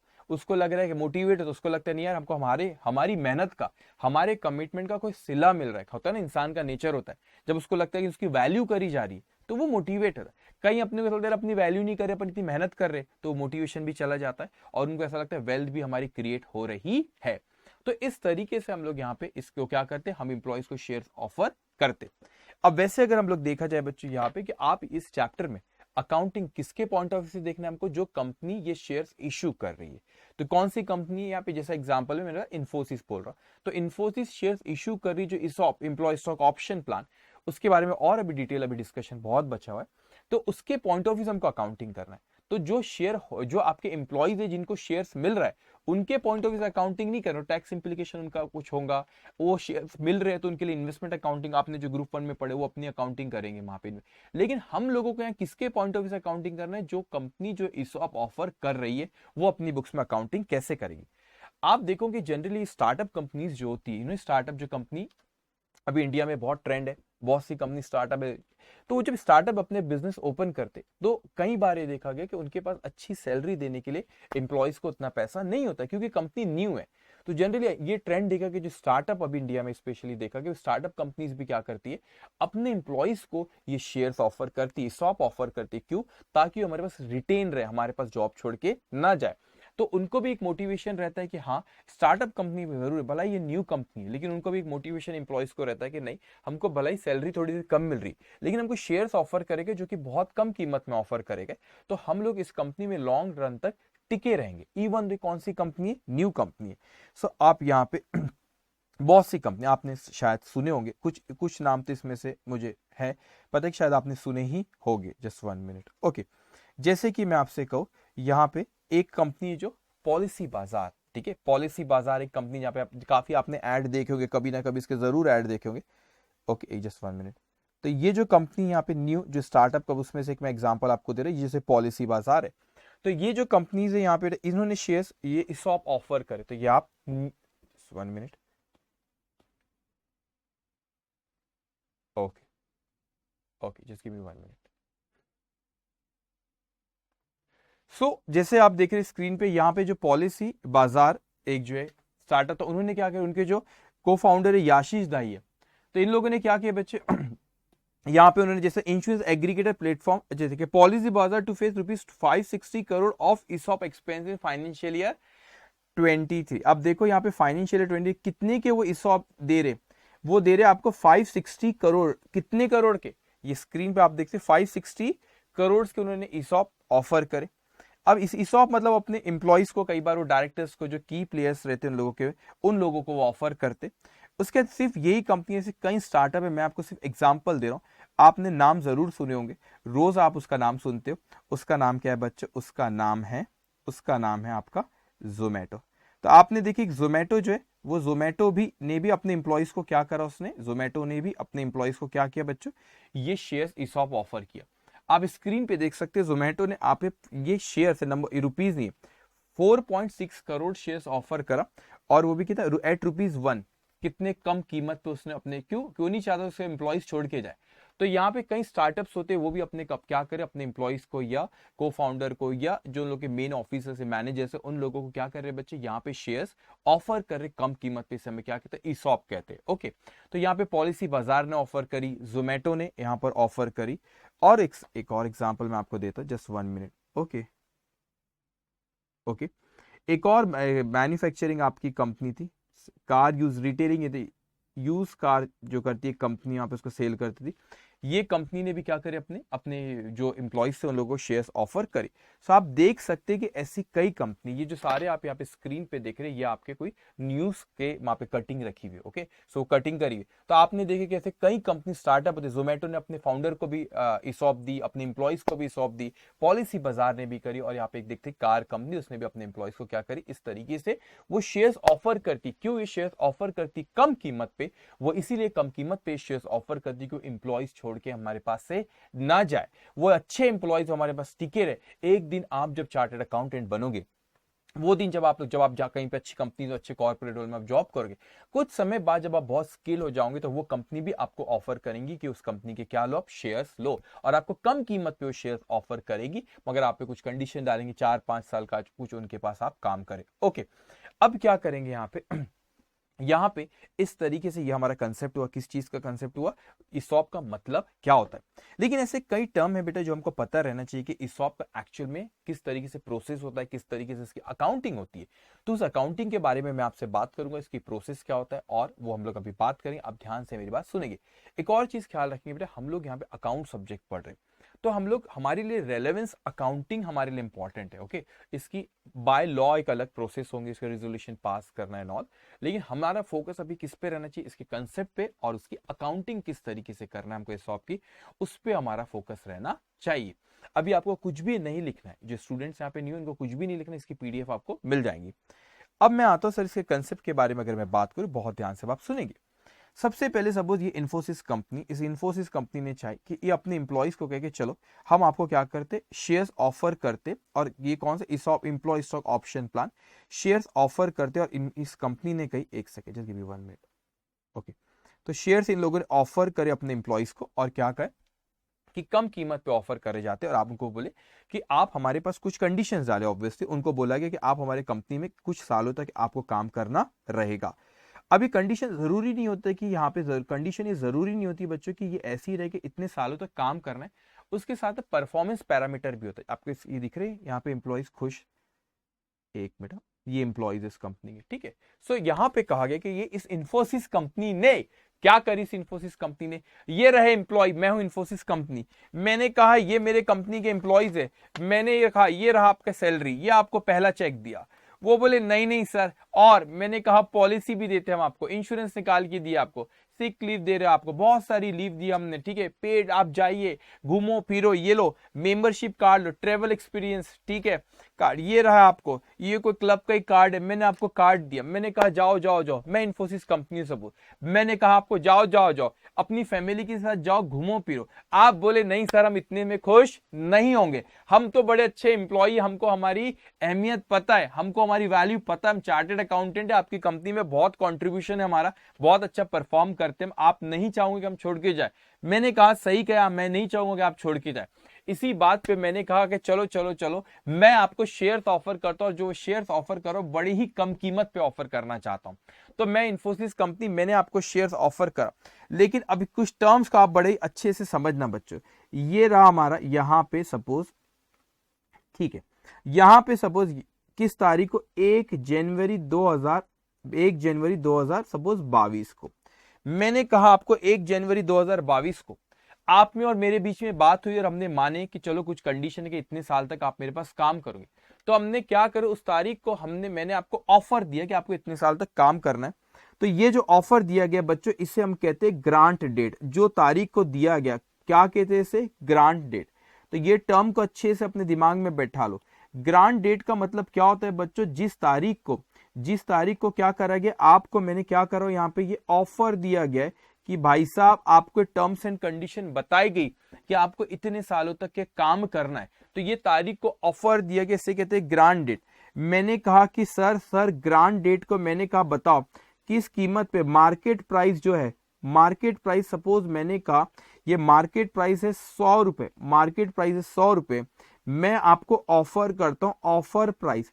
ये ऑफर प्राइस का एक और नाम होता है बेटा, ऑफर प्राइस को एक्सरसाइज प्राइस भी कहते हैं। मैं लिख देता हूं वहां पे, मैंने कहा 70 रुपए में दूंगा, 70 रुपए भी मैं यहाँ पे बहुत ज्यादा लिख रहा हूं, बड़ी कम कीमत पे ऑफर करते। ओके, कई बार तो फ्री ऑफ कॉस्ट भी ऑफर कर देते, मगर कंडीशंस डालते भाई हमारे पास इस कंपनी में आपको जॉब करना रहेगा। तो मैंने कहा 100 रुपए का जो शेयर था, मार्केट में कीमत थी 100 रुपए। देखो मैं फेस वैल्यू की बात नहीं कर रहा हूं, फेस वैल्यू कोई और चीज होती शेयर्स की, मैं बात करूं कि मार्केट में शेयर्स की क्या कीमत है। तो मैंने कहा मार्केट में ये जो शेयर की कीमत है 100 रुपए, मार्केट में क्या कीमत है इसकी, 100 रुपए कीमत है, मैं आपको ऑफर कर रहा हूं 70 रुपए में। तो कम कीमत पे ऑफर करो, मतलब कितने से कम ऑफर करो, मैं आपको कितने से कम ऑफर कर रहा हूं बेटा, वो ऑफर करो 30 रुपए कम पे। तो यहां पर मैंने आपसे कहा कि ऑफर प्राइस का एक और नाम होता है, मैं यहां पे लिख देता हूं, इसे एक्सरसाइज प्राइस भी कहते हैं, एक्सरसाइज प्राइस भी कहते हैं। तो हमने ये तय कर लिए, प्री डिटरमाइंड प्राइस है, हमने तय कर दी कि भाई हम तो आपको 70 रुपए में ही देंगे। तो ये प्री डिटरमाइंड है, ये एक्सरसाइज और ऊपर मैं यहाँ पे लिख लेता हूं, ये प्री डिटरमाइंड प्राइस है, ये प्री डिटरमाइंड प्राइस है, ठीक है। इस प्री डिटरमाइंड प्राइस पे तय करा गया, मार्केट में जो भी शेयर उसका जो भी वैल्यू हमको उसको कम कीमत पे, सपोज 100 मार्केट में, तो मैं उसको कितने कीमत पे ऑफर कर रहा हूं, मैंने आपको ऑफर करा 70 रुपीज में ऑफर करा, तो 30 रुपए कम पे। ये जो 30 रुपए कम पे किया, इसे कहते हैं ऑप्शन डिस्काउंट। इसे क्या कहते हैं, इसे कहते हैं ऑप्शन डिस्काउंट। अब ये 30 रुपए जो कम, ऑप्शन डिस्काउंट जो आप वर्ड यूज करें, इसको अलग अलग नाम से भी कहीं देखा, एक होता है इंट्रिंसिक वैल्यू, मैं बाद में समझाऊंगा व्हाट इज दिस, मगर इसको आपने इंट्रिंसिक वैल्यू ऑफ ऑप्शन, ये ऑप्शन डिस्काउंट आपने एक तरीके से निकाले, इंट्रिंसिक वैल्यू ऑफ ऑप्शन, और दूसरा जो तरीका इसे कहते हैं फेयर वैल्यू ऑफ ऑप्शन। ठीक है सर, तो मैं अभी ये समझना है आपको फेयर वैल्यू ऑफ ऑप्शन, अभी आपको समझना है कितने कम कीमत में। तो मैंने कहा कि 100 रुपए की जो चीज थी, मैंने कहा आप मेरे एम्प्लॉइज, मैं आपको 100 रुपए की चीज कितने में ऑफर करो, मैंने कहा आपको 70 रुपीज में आपको ऑफर करो। लेकिन यूं ही मैं आपको 70 रुपीज में ऑफर नहीं करूंगा ना, मेरी भी कुछ एक्सपेक्टेशन है भाई साहब, मैंने आपसे कुछ एक्सपेक्टेशन है। तो मैंने आपको कहा कि आपको कुछ समय तक मेरी कंपनी में नौकरी करना पड़ेगा। ठीक है, अभी तो आप मेरे साथ जॉब कर रहे हो, लेकिन मैंने कहा कि आप अच्छे एम्प्लॉय हो, ऐसा आपको कहा नहीं, मगर मेरे को पता है मेरे दिल में कि मेरे आप अच्छे एम्प्लॉय है, ठीक है अच्छे एम्प्लॉयज हो। तो मैंने कहा आप जब अच्छे एम्प्लॉयज हो, मैं नहीं चाहूंगा कि आप ये कंपनी छोड़ के जाए, आप इसी कंपनी में टिके रहे बच्चे, आप इसी कंपनी में क्या रहे, टिके रहे, मैं नहीं चाहूंगा कि आप ये कंपनी छोड़ के जाए। तो मैंने आपको ऑफर करा कि आप एक काम करो, 3 साल मेरे साथ काम करो, 3 साल मेरी कंपनी छोड़ के नहीं जाना। तो 3 साल मैं आपसे कहता हूं, अब यहाँ पे स्पेस का प्रॉब्लम जाएगा, लेकिन ठीक है मैं एडजस्ट कर लूंगा। ये हुआ आपका फर्स्ट ईयर, ये हुआ आपका सेकेंड ईयर, और ये हुआ आपका थर्ड ईयर। तो 3 साल तक मैंने आपको कहा कि आपको इसी कंपनी में टिके रहना, ये कंपनी छोड़ के जाना नहीं है बच्चों। तो ये जो 3 साल आप मेरी कंपनी में टिके रहोगे, यहाँ पे आपके एक सेकेंड, ये 3 साल जो आप मेरी कंपनी में रहोगे, इस पीरियड को कहा जाता है बेटा वेस्टिंग पीरियड। क्या किया जाता है, वेस्टिंग पीरियड। तो ये 3 साल फिक्स नहीं होते, मैंने एग्जाम्पल के तौर पे 3 साल का आप क्वेश्चन में दे सकते हो, कभी कि 2 साल कहेगा, 1 साल कहेगा, 4 साल, जितना भी कहे। तो ये है बच्चों यहाँ पे वेस्टिंग पीरियड, और मैंने आपसे कहा कि आपको मेरे कंपनी में इतने समय तक रहना ही पड़ेगा, ये आप कंपनी छोड़ के नहीं जा सकते। मगर मैंने कोई कहा ये आपको रहना पड़ेगा 3 साल, जब भी मैं आपको कम कीमत पे शेयर्स आपको दूंगा। अब मैंने कहा जिस तारीख को ऑफर दिया उस तारीख को मैं कहता हूं ग्रांट डेट। जितने समय तक मैंने आपको कहा कि आप मेरी कंपनी में रहो उसे कहते हैं वेस्टिंग पीरियड। और वेस्टिंग पीरियड सिर्फ समय के अकॉर्डिंग ही नहीं होता कि एग्जांपल के तौर पे मैंने कहा कि 3 साल, वो होता है परफॉर्मेंस पैरामीटर भी हो सकते हैं। एग्जांपल मैंने कहा कि मेरा प्रॉफिट शेयरिंग, प्रॉफिट जो रहेगा आपका वो नेट प्रॉफिट रेशियो जो आपको 10% आना चाहिए हर साल का प्रॉफिट, तो हो सकता है कि परफॉर्मेंस पैरामीटर भी रखा कि आपको इतना परफॉर्म करके देना पड़ेगा जब भी मैं आपको कम कीमत पे शेयर्स दूंगा। तो मैंने आपको आज ये ऑफर दिया, मैंने कहा कि आप इतने साल इस कंपनी में रहो तो मैं उसके बाद आपको कम कीमत पे आप शेयर ले लोगे।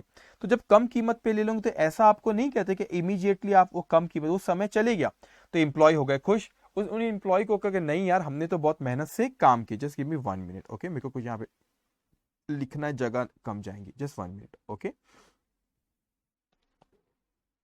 Okay okay. सो ये 3 साल ऐसे ले लेते हैं यहाँ पे, ठीक है। अब ये था हमारा फर्स्ट ईयर, ये था हमारा सेकेंड ईयर और ये था हमारा थर्ड ईयर। सो मैंने कहा कि ये 3 साल आप हमारी कंपनी में रहो, और अगर आप इस समय पे हमारे पास जो रहोगे, जो हमने कंडीशन डाले उसे हम कहते हैं वेस्टिंग पीरियड। इसे क्या कहते हैं बच्चों? वेस्टिंग पीरियड, कि ये समय पे आप इसी कंपनी में रहोगे, आप ये छोड़ के नहीं जाना। लेकिन ये जरूरी नहीं होता कि मैं पीरियड वाइज ही बात करूं, मैं उनसे ये भी हो सकता है कि कहूं कि आपको परफॉर्मेंस पैरामीटर भी दिया कि आपको मेरे को इतना प्रॉफिट कमा के देना पड़ेगा तो ही मैं आपको कम कीमत पे शेयर्स वो आगे दूंगा। सपोज वो 3 साल हो गए और वो एम्प्लॉयज बहुत खुश हो गए, वो एम्प्लॉयज बहुत खुश हो गए, अरे वाह वाह हमारे 3 साल हो गए और हमने कंपनी में बिता लिए। लेकिन क्या ये जरूरी है कि बेटा, क्या ये जरूरी है कि वो शेयर्स उनको खरीदना ही पड़ेगा? इसका नाम है employee stock option plan. Option है, कंपल्शन नहीं। ओके, तो ये ऑप्शन है, कंपल्शन नहीं है। तो उसके बाद उन्हें कुछ समय दिया गया, अगर आप चाहो तो खरीद लो इसे। इसको पहले हम इस समय जो उनको दिया गया कि जिस समय पे वो खरीद सकते इसको, इसे कहते हैं एक्सरसाइज पीरियड। इसे क्या कहते हैं? Exercise period. तो आपको कुछ समय दिया गया, वो एक क्वेश्चन में हमको दिया रहेगा कि 6 महीने, 1 साल, 3 महीने, जो भी समय दिया रहे, तो आपको क्वेश्चन में दिया रहेगा कि कितने समय पे ये एम्प्लॉयज ये 3 साल उन्होंने एग्जाम्पल के तौर पे यहाँ पे बिता लिए। अभी जब 3 साल यहाँ पर हो गए तो उसके बाद इनको समय दिया कि कितने समय तक ये शेयर्स खरीद सकते। एक समय दिया, ऐसा नहीं 3 साल हो गए आपको ले चलो चलो चलो आज ही शेयर खरीदो। उनको एक वक्त दिया गया, आप ये वक्त में उतने समय में सोचो, खरीदना चाहो तो खरीदो, अगर नहीं खरीदना चाहते तो मत खरीदो। ये एक ऑप्शन है, कंपल्शन नहीं है। तो सबसे पहले जब मैंने ऑफर किया उसे कहते हैं ग्रांट डेट। मैंने कम कीमत पे ऑफर किया, मार्केट प्राइस से कम पे, उनको कहा उस कम कीमत पे जब दूंगा जब आप मेरी कंपनी में टिके रहोगे, यहाँ पे इतना आपको काम करना पड़ेगा। अब क्या हो बच्चों यहाँ पे, अब उन्होंने कहा कि ठीक है सर, अब उन्होंने काम करे तो उसके बाद भी कंपल्शन नहीं होता, वो ऑप्शन होता है। अगर वो चाहे तो शेयर्स खरीदे, अगर वो चाहे तो शेयर्स ना खरीदे। तो चाहे तो शेयर्स खरीद सकते, अगर वो बोलते कि नहीं नहीं नहीं हमको शेयर नहीं चाहिए तो मत खरीदो। लेकिन यहां पर ये दिक्कत आती है कि ये जो हमने 30 रुपीज जो लिखे, 30 रुपीज जो मैंने यहाँ पे लिखा पर शेयर है, एक शेयर 100 रुपए का मार्केट था, ऑफर करे 70 में, कितने का डिस्काउंट दे रहे? 30 रुपीज का। याद रखना ये डिस्काउंट फेस वैल्यू से नीचे वाला नहीं है, उसको मत यहाँ पे ले आना कि सर फेस वैल्यू से कम पे दी। ये फेस वैल्यू से कम पे दी वो नहीं है, ये ऑप्शन डिस्काउंट का मतलब होता है जो मार्केट प्राइस और जितने में आपने ऑफर करे, जो ऑफर करे कितने कम कीमत पे ऑफर करे, जो डिफरेंस है that is option discount, that is option discount, ये वो डिस्काउंट है। तो हमको यहाँ पे इसे किस तरीके से डिस्ट्रीब्यूट करना होता है, इसे हमें डिस्ट्रीब्यूट करना होता है स्ट्रेट लाइन बेसिस पे। कैसे डिस्ट्रीब्यूट करना होता है? इसे डिस्ट्रीब्यूट करना होता है स्ट्रेट लाइन बेसिस पे। एक सेकेंड, इसे स्ट्रेट लाइन बेसिस पे राइट ऑफ करना है। अब मैंने कहा सर मुझे इसको स्ट्रेट लाइन बेसिस पे राइट ऑफ करना है, इसका मतलब क्या, आप क्या कहना चाह रहे हो कि स्ट्रेट लाइन बेसिस पे राइट ऑफ करो? अब ध्यान से समझिए, मैंने कहा सर स्क्रीन पे मेरे यहां पर आपको 3 साल दिख रहे नहीं दिख रहे? 3 साल है बच्चों, ये 3 साल है। मैं कैसे यहां पे लिखता हूं? ओके, पहला साल, ये दूसरा साल और ये यहां पे तीसरा साल था। तो स्क्रीन पे आपने देखे कि 3 साल आपको यहाँ पे दिख रहे, 3 साल है, ये 3 साल उसको यहाँ पे ले आओ ध्यान से बच्चों, ठीक है। ये पहला साल, ये दूसरा साल और ये तीसरा साल, उसके बारे में अपन बात कर रहे, ठीक है। या तो 1 मिनट रुकेंगे, ओके, ये ऐसे मैं कर लेता हूँ ठीक है, ये पहला साल, वो दूसरा साल और वो तीसरा साल। अब ध्यान से आप मेरी बात सुनेंगे बच्चों। सो मैंने कहा अकाउंटिंग कैसे करूं। देखो शेयर्स अभी इशू नहीं करे, शेयर्स तो यहां पर इशू होगा अगर एक्सरसाइज पीरियड में उन्होंने खरीदे तो उनको यहाँ पे शेयर्स दिया जाएगा। मैंने कहा एक्सरसाइज पीरियड में अगर उन्होंने शेयर्स खरीदे तो उनको यहाँ पे शेयर्स दिया जाएगा। तो अभी शेयर्स हमने दिए नहीं, लेकिन हमने उनको ऑफर करे कि हम उनको कम कीमत पे आपको देंगे, जिसकी मार्केट में वैल्यू 100 रुपए, हम आपको 70 रुपए में शेयर्स ऑफर करें। तो कम कीमत पे शेयर्स ऑफर करें, लेकिन कितने रुपए पे कम, एक शेयर पे मैं आसान फिगर दिया आपको समझाने के लिए। यहाँ पे मैंने कहा एक शेयर को 100 रुपए की चीज को 70 में दे रहा हूं, मैं आपको 30 रुपए कम पे दे रहा हूं। तो हम लोगों को इसको क्या करना है, ये जो 30 रुपए पर शेयर है, 30 रुपए पर शेयर है, आपको एग्जांपल एक शेयर इजी फिगर समझाने कह रहा हूं। तो 30 रुपीज को मेरे को 3 साल में राइट ऑफ करें। ऑब्वियसली जब हम क्वेश्चंस करेंगे तो वहां पे नंबर ऑफ शेयर्स जितने रहेंगे उससे मल्टीप्लाई करेंगे अपन इसको, जितने भी ऑफर कर रहे हैं आप। ओके, तो यहां पर मैंने कहा कि 30 रुपए मेरे को आपको 3 साल में राइट ऑफ करना है। तो मैंने एंट्री अभी सिंपल, अभी अपन यहाँ पे क्राइटेरिया थे कि 3 साल में 30 रुपए के स्ट्रेट लाइन बेसिस पे राइट ऑफ करना है। तो अब मैंने कहा मैंने इसकी एंट्री पास कर, एम्प्लॉय, एम्प्लॉय लिखना नहीं है आपको, सुनना है बस बेटा। Compensation expense account debit 10 to ESOP outstanding account, ESOP outstanding account कितना 10। सो मैंने एंट्री पास करके 3 साल में राइट ऑफ करना है। तो इसी वही एंट्री यहां पर जगह नहीं, इसलिए मैं ऐसे लिख रहा हूं बेटा, employee compensation expenses account debit 10 to ESOP outstanding account. वही मैंने दूसरे साल भी 10 से राइट ऑफ करा, फिर employee compensation expenses account debit 10 to ESOP outstanding को। ध्यान से अच्छे से समझना है एंट्री क्या कैसी पास हो रही। अब मैंने कहा कि इस एंट्री में जो दो इफेक्ट हमने दी, जो डेबिट और क्रेडिट की, एक है एम्प्लॉय कंपनसेशन एक्सपेंसेस। बेटा ये एम्प्लॉय कंपनसेशन एक्सपेंसेस को हम पीएनएल अकाउंट में लेके चले जाएंगे, पीएनएल अकाउंट में लेके चले जाएंगे। तो मैंने जो कहा एम्प्लॉय कंपनसेशन एक्सपेंसेस जो है, इसको मैंने कहा कि मैं इसे प्रॉफिट एंड लॉस अकाउंट में लेके चला जाऊंगा। ये जो एम्प्लॉय कंपनसेशन एक्सपेंसेस है ये चले जाएगा मेरा प्रॉफिट एंड लॉस अकाउंट में। तो जब मैं इसे प्रॉफिट एंड लॉस अकाउंट में लेके जाऊंगा तो मैं एंट्री पास करूंगा, profit and loss account debit 10 to employee compensation expenses account कितना 10। अब यहां पे profit and loss account debit 10 to employee compensation expenses account, ये वही मैंने 3 साल ये एंट्री पास करा, profit and loss account debit 10 to employee compensation expenses. तो इस साल के आखिरी में जो एम्प्लॉय कंपनसेशन एक्सपेंसेस का जो बैलेंस था उसे मैंने ट्रांसफर करा, कहां ट्रांसफर करा, उसे मैंने ट्रांसफर करा प्रॉफिट एंड लॉस अकाउंट में। अब आप सोचने लगेंगे सर ये जो आपने एम्प्लॉय ऑप्शन जो डिस्काउंट था, जो डिस्काउंट का फिगर था, उसको एक्चुअल में आपने क्या करे बच्चों, उसको एक्चुअल में आपने पीएनएल अकाउंट उसको 3 साल में राइट ऑफ करो, क्योंकि वेस्टिंग पीरियड 3 साल था। तो जितना भी हमारा वेस्टिंग पीरियड रहता है उतने में क्या करते हैं अपन इसको, उतने पीरियड में बच्चों हमको क्या करना होता है, इसको राइट ऑफ करना होता है। तो ये जो डिस्काउंट का अमाउंट है, वेस्टिंग पीरियड जैसे क्वेश्चन में आप देख रहे हो 3 साल है, इन 3 साल में मुझे इसको राइट ऑफ करना है। तो मैंने एंट्री पास की एम्प्लॉय कंपनसेशन एक्सपेंस अकाउंट, और जो एम्प्लॉय कंपनसेशन एक्सपेंस आपने ये जो तीनों साल आपने एम्प्लॉय कंपनसेशन एक्सपेंसेस ये तीनों साल जो आपने यहाँ पे डेबिट करे उसे कहां पे ट्रांसफर कर दी, आपने उसे ट्रांसफर कर दी प्रॉफिट एंड लॉस अकाउंट में। क्यों इसे पीएनएल अकाउंट में, क्योंकि देखो पहले डेबिट हुआ फिर वो क्रेडिट हो गया। क्यों इसे पीएनएल अकाउंट में ट्रांसफर करा जाता, ऑब्वियसली जब मैं आपको कम कीमत पे ऑफर कर रहा हूं तो उसके बदले में मैं आपसे कुछ ना कुछ ले रहा हूं। मैं क्या ले रहा हूं आपसे, आपसे सर्विसेज ले रहा हूं, आपको कम कीमत पे यूं ही नहीं दे रहा हूं। आप मेरे पास जॉब करो इसलिए मैं कह रहा हूं, उसके बदले में कुछ बेनिफिट्स कुछ सर्विसेज मैं आपसे ले रहा हूं, इसीलिए जो कम कीमत पे जो मैं आपको बेच रहा हूं। तो जो कम कीमत हुई ना, कम कीमत, इसके बदले में मैं आपसे कुछ ले रहा हूं, आपसे बोल रहा हूं 3 साल काम करो। तो जो मैंने कम कीमत हो रही, जैसे हमारे एग्जाम्पल में 30 रुपीज जो डिस्काउंट है, that should be right of on a straight line basis पे। स्ट्रेट लाइन बेसिस पे हमको क्या करना होता है, उस पर राइट ऑफ करना होता है। ठीक है, अब यहाँ पे क्या करेंगे आप लोग जब मैं इसको स्ट्रेट, देखो इस पे ना गाइडेंस नोट्स भी एक है, इसके ऊपर आप लोगों का कंपनीज एक्ट भी कुछ कहता है। तो मैं हम वो सारी चीजें मैं आपको जो हमारे लिए रेलेवेंट है, ईसॉप से रिलेटेड जो कंपनीज है के गाइडेंस नोट जो है आपका जो जो कहता है वही चीजें मैं आपसे एक्सप्लेन कर रहा हूं आपको। ठीक है, अब ध्यान से आप मेरी बात सुनेंगे।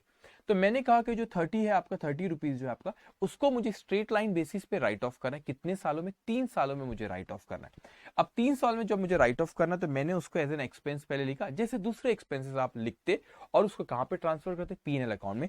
उसी तरह फिर मैंने उसको पीएनएल अकाउंट में ट्रांसफर कर दिया।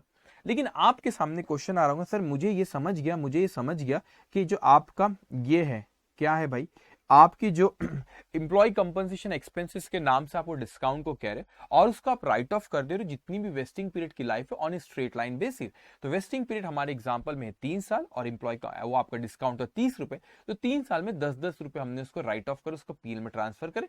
तो ये समझ गया कि employee compensation expenses will go to profit and loss account, वो डिस्काउंट अमाउंट अपन लिखते हैं। अब मैंने कहा कि यहां पे जस्ट 1 मिनट, मैंने कहा यहां पे कि नहीं नहीं सर, एक तो आपने डेबिट करे वो मुझको समझ में आया, लेकिन वहां पे मेरे को नजर आता है आपने ईसॉप आउटस्टैंडिंग करके अकाउंट लेके, उस ईसॉप आउटस्टैंडिंग अकाउंट का क्या, ये जो ईसॉप आउटस्टैंडिंग है बेटा, ये लायबिलिटी साइड में रिफ्लेक्ट होता है, ये बैलेंस शीट में लायबिलिटी साइड में रिफ्लेक्ट होता है।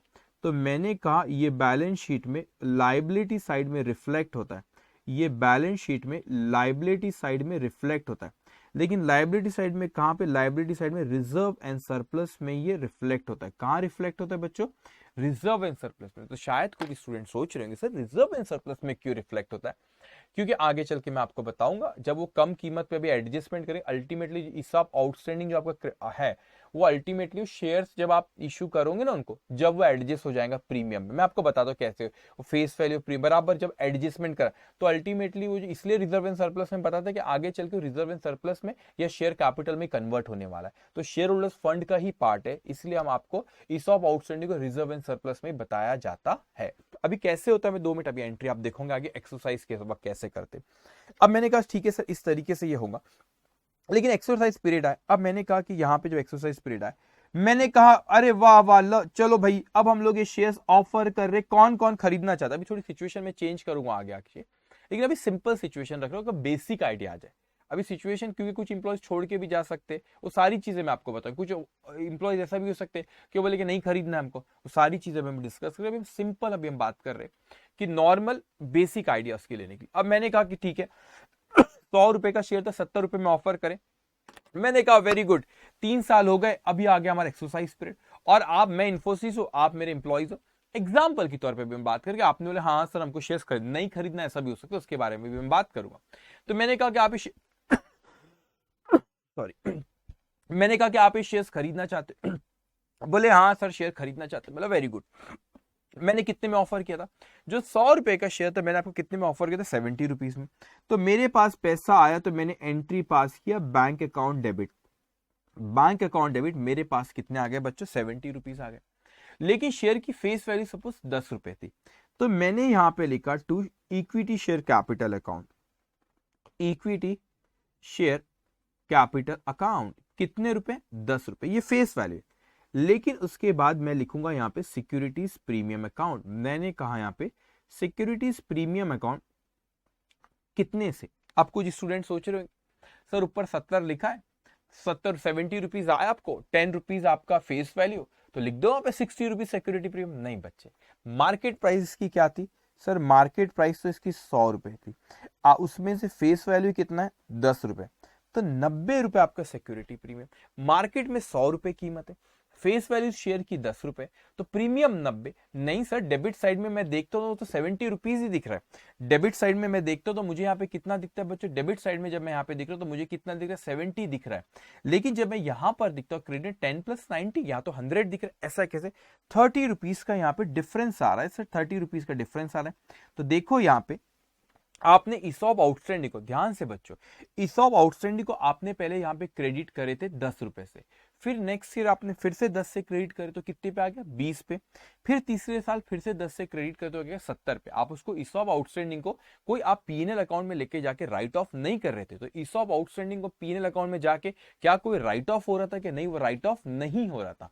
तो आपने ईसॉप आउटस्टैंडिंग जो अकाउंट था आपका, आप तो वो बैलेंस शीट में लायबिलिटी साइड में रिफ्लेक्ट होता, 10 से हुआ, फिर 10 से बढ़ा तो 20, फिर 10 से बढ़ा तो 30, तो 30 रुपीज वो ईसॉप आउटस्टैंडिंग बैलेंस शीट में लायबिलिटी साइड में रिफ्लेक्ट हो रहा था।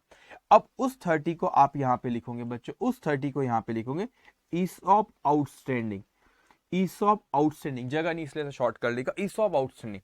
तो आपने जो यहाँ पे क्रेडिट करे थे, आपने जो ईसॉप आउटस्टैंडिंग को बच्चों यहाँ पे, एक second just give me 1 minute, okay. ESOP outstanding को जो आपने, मैं कौन सा कलर चूज करूं वो सोच रहा हूं मैं, ठीक है। तो ईसॉप आउटस्टैंडिंग को जो मैंने यहाँ पे क्रेडिट करा था, उस ईसॉप आउटस्टैंडिंग को मैंने यहाँ पे क्या किया, डेबिट किया। तो आपने देखे यहाँ पे 10 10 10 30 से क्रेडिट हुआ और 30 से बेटा यहाँ पे क्या हो गया, डेबिट हो गया। तो 30 से क्रेडिट हुआ और 30 से क्या हो गया बेटा आपका वहां पे डेबिट हो गया। तो ईसॉप आउटस्टैंडिंग अकाउंट क्या हो गया बेटा आपका, क्लोज हो जाएगा। लेकिन मेरे दिमाग में, अच्छा ऐसा क्यों करे आपने, आपने भाई यहाँ पे शेयर्स की कीमत तो मार्केट में आपकी 100 है ना, आपने उसको 10 में, सॉरी 10 फेस 90 रुपए सिक्योरिटी प्रीमियम, आपने 30 रुपीज के बदले में सर्विसेज लिए ना, आपने वो एक्चुअल में 100 रुपए जो थे ना, टोटल मार्केट में कीमत 100 रुपए, 100 के बदले में कुछ मिला है अपने को पूरा, आपको 100 के बदले में 70 रुपए के 70 रुपए पैसे में मिले फॉर्म में, और 30 रुपए की आपको सर्विसेज मिली जो उतने साल हमारे पास रहे, हमारे पास नौकरी करे, और 30 रुपए को हमने पीएनएल में डेबिट भी करे। या आप देख रहे हो जब आपने राइट ऑफ करे 10 10 10 हर साल जो पीएनएल में लेके गए, तो टोटल 100 के बदले में 100 मिला, लेकिन 70 रुपीज किस में, कैश फॉर्म में, और 30 रुपीज जो सर्विसेज उन्होंने हमको दी, हमारे पास टिके रहे, तो वो यहाँ पर आपका वो आप राइट ऑफ करते, that goes to PNL account, ठीक है। तो आपने जो ईसॉप आउटस्टैंडिंग क्रेडिट करते फिर उसको यहाँ पे क्या करके डेबिट करके क्लोज करे। लेकिन मैं क्या सोचता हूँ, ये हमने सिंपल एंट्रीज देखी बेटा, लेकिन मैं सोचता हूँ क्या सर ये इतना आसान होगा क्या, जैसे हम लोग ने यहाँ पे देखी, क्या इतना आसान होगा क्या, क्योंकि मैं सोचता हूँ कि इतने एम्प्लॉयज मेरे पास रहे, तो यहां पर इतने, लेकिन जैसे यहाँ पर कितने इंप्लॉइज रहेंगे, वो वेस्टिंग पीरियड खत्म होता है, फिर एक्सरसाइज पीरियड में वो चाहे तो उस वक्त उनको फिर जब कहा जाता है कि क्या आप इसको खरीदना चाहते हो, कि उस वक्त वो कहते हैं कि हाँ हाँ हाँ हाँ खरीदना, वो उस वक्त कहते हैं बच्चों की हाँ हाँ हाँ खरीदना चाहते हैं। लेकिन जरूरी है कि क्या ये हर इंप्लॉय, कुछ इंप्लॉय ऐसे भी हो सकते हैं आपके, कुछ इंप्लॉय ऐसे भी हो सकते हैं बेटा कि वो है कि नहीं हमको खरीदना नहीं है, मगर ये भी हो सकता है कि जब आप यहाँ पे, बड़ा इंटरेस्टिंग पॉइंट है, ध्यान से सुनिए, ये जो मेन पार्ट है यहाँ पे, अब क्या होगा कि यहाँ पे मैं कहता हूं कि मैं तो एस्टिमेट कर रहा हूं कि मैंने कहा कि जो ऑप्शन डिस्काउंट का अमाउंट है उसको जितना भी वेस्टिंग पीरियड है, उस वेस्टिंग पीरियड में मुझे उसे राइट ऑफ करना है, उस वेस्टिंग पीरियड में मुझे क्या करना है उसको, उस वेस्टिंग पीरियड में मुझे उसे राइट ऑफ करना है ऑन स्ट्रेट लाइन बेसिस।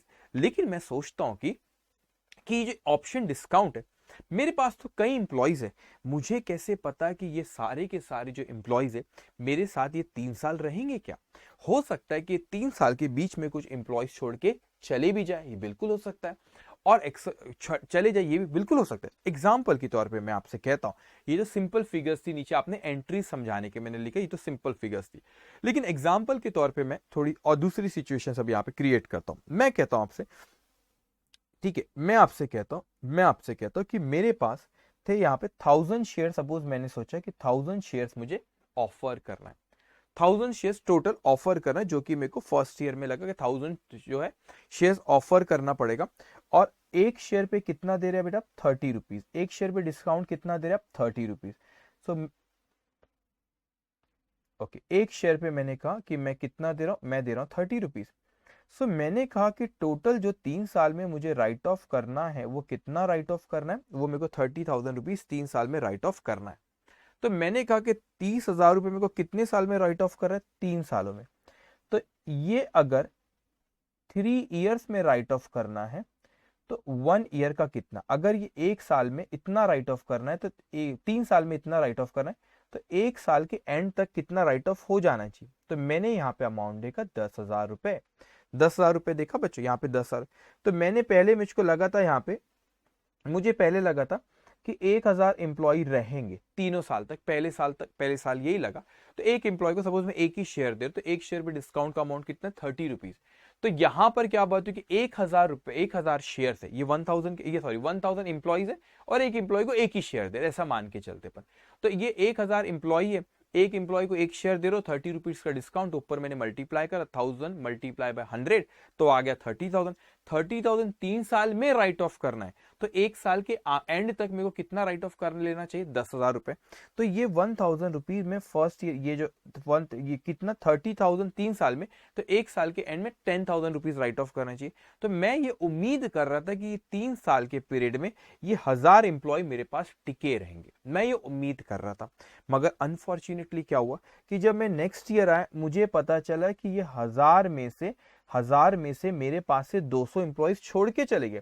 तो सेकेंड ईयर में मेरे पास कितने एम्प्लॉयज रहे, 800 एम्प्लॉयज रहे, 800। क्यों, क्योंकि 1000 में से 1000 पहले साल 1000 ही थे और मैं यही उम्मीद कर रहा था कि 1000 एम्प्लॉइज मेरे पास टिके रहेंगे।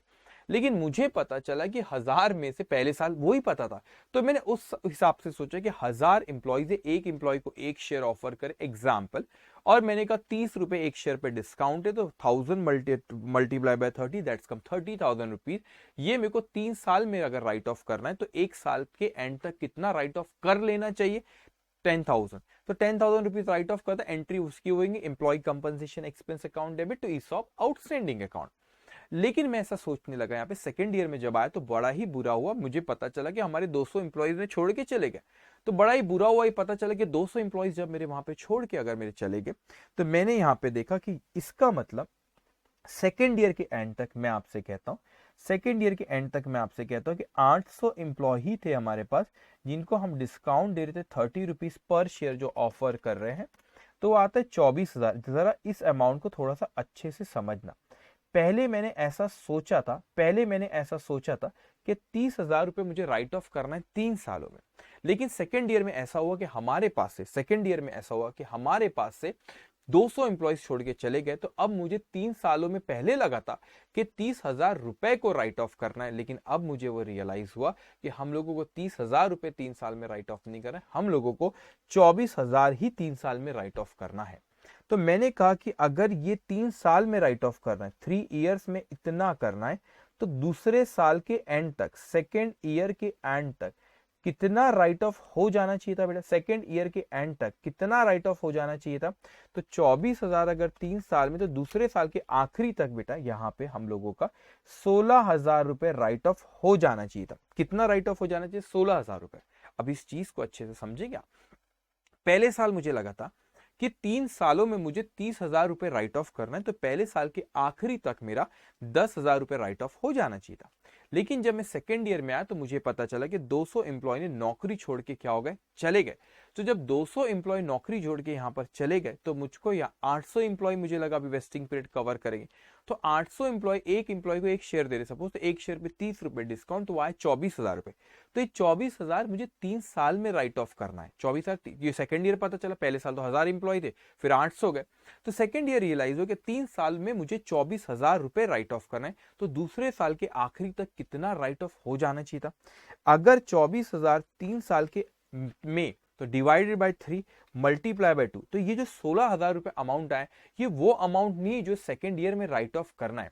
ये वो अमाउंट है जो ये कहता है कि सेकेंड ईयर तक के आपने 16,000 को राइट ऑफ कर देना चाहिए। तो ये 16,000 ये नहीं है कि सेकेंड ईयर में कितना राइट ऑफ करा है, ये 16,000 ये वो अमाउंट है जो हमको ये बताता है कि सेकेंड ईयर तक के आपने कितना राइट ऑफ कर देना चाहिए।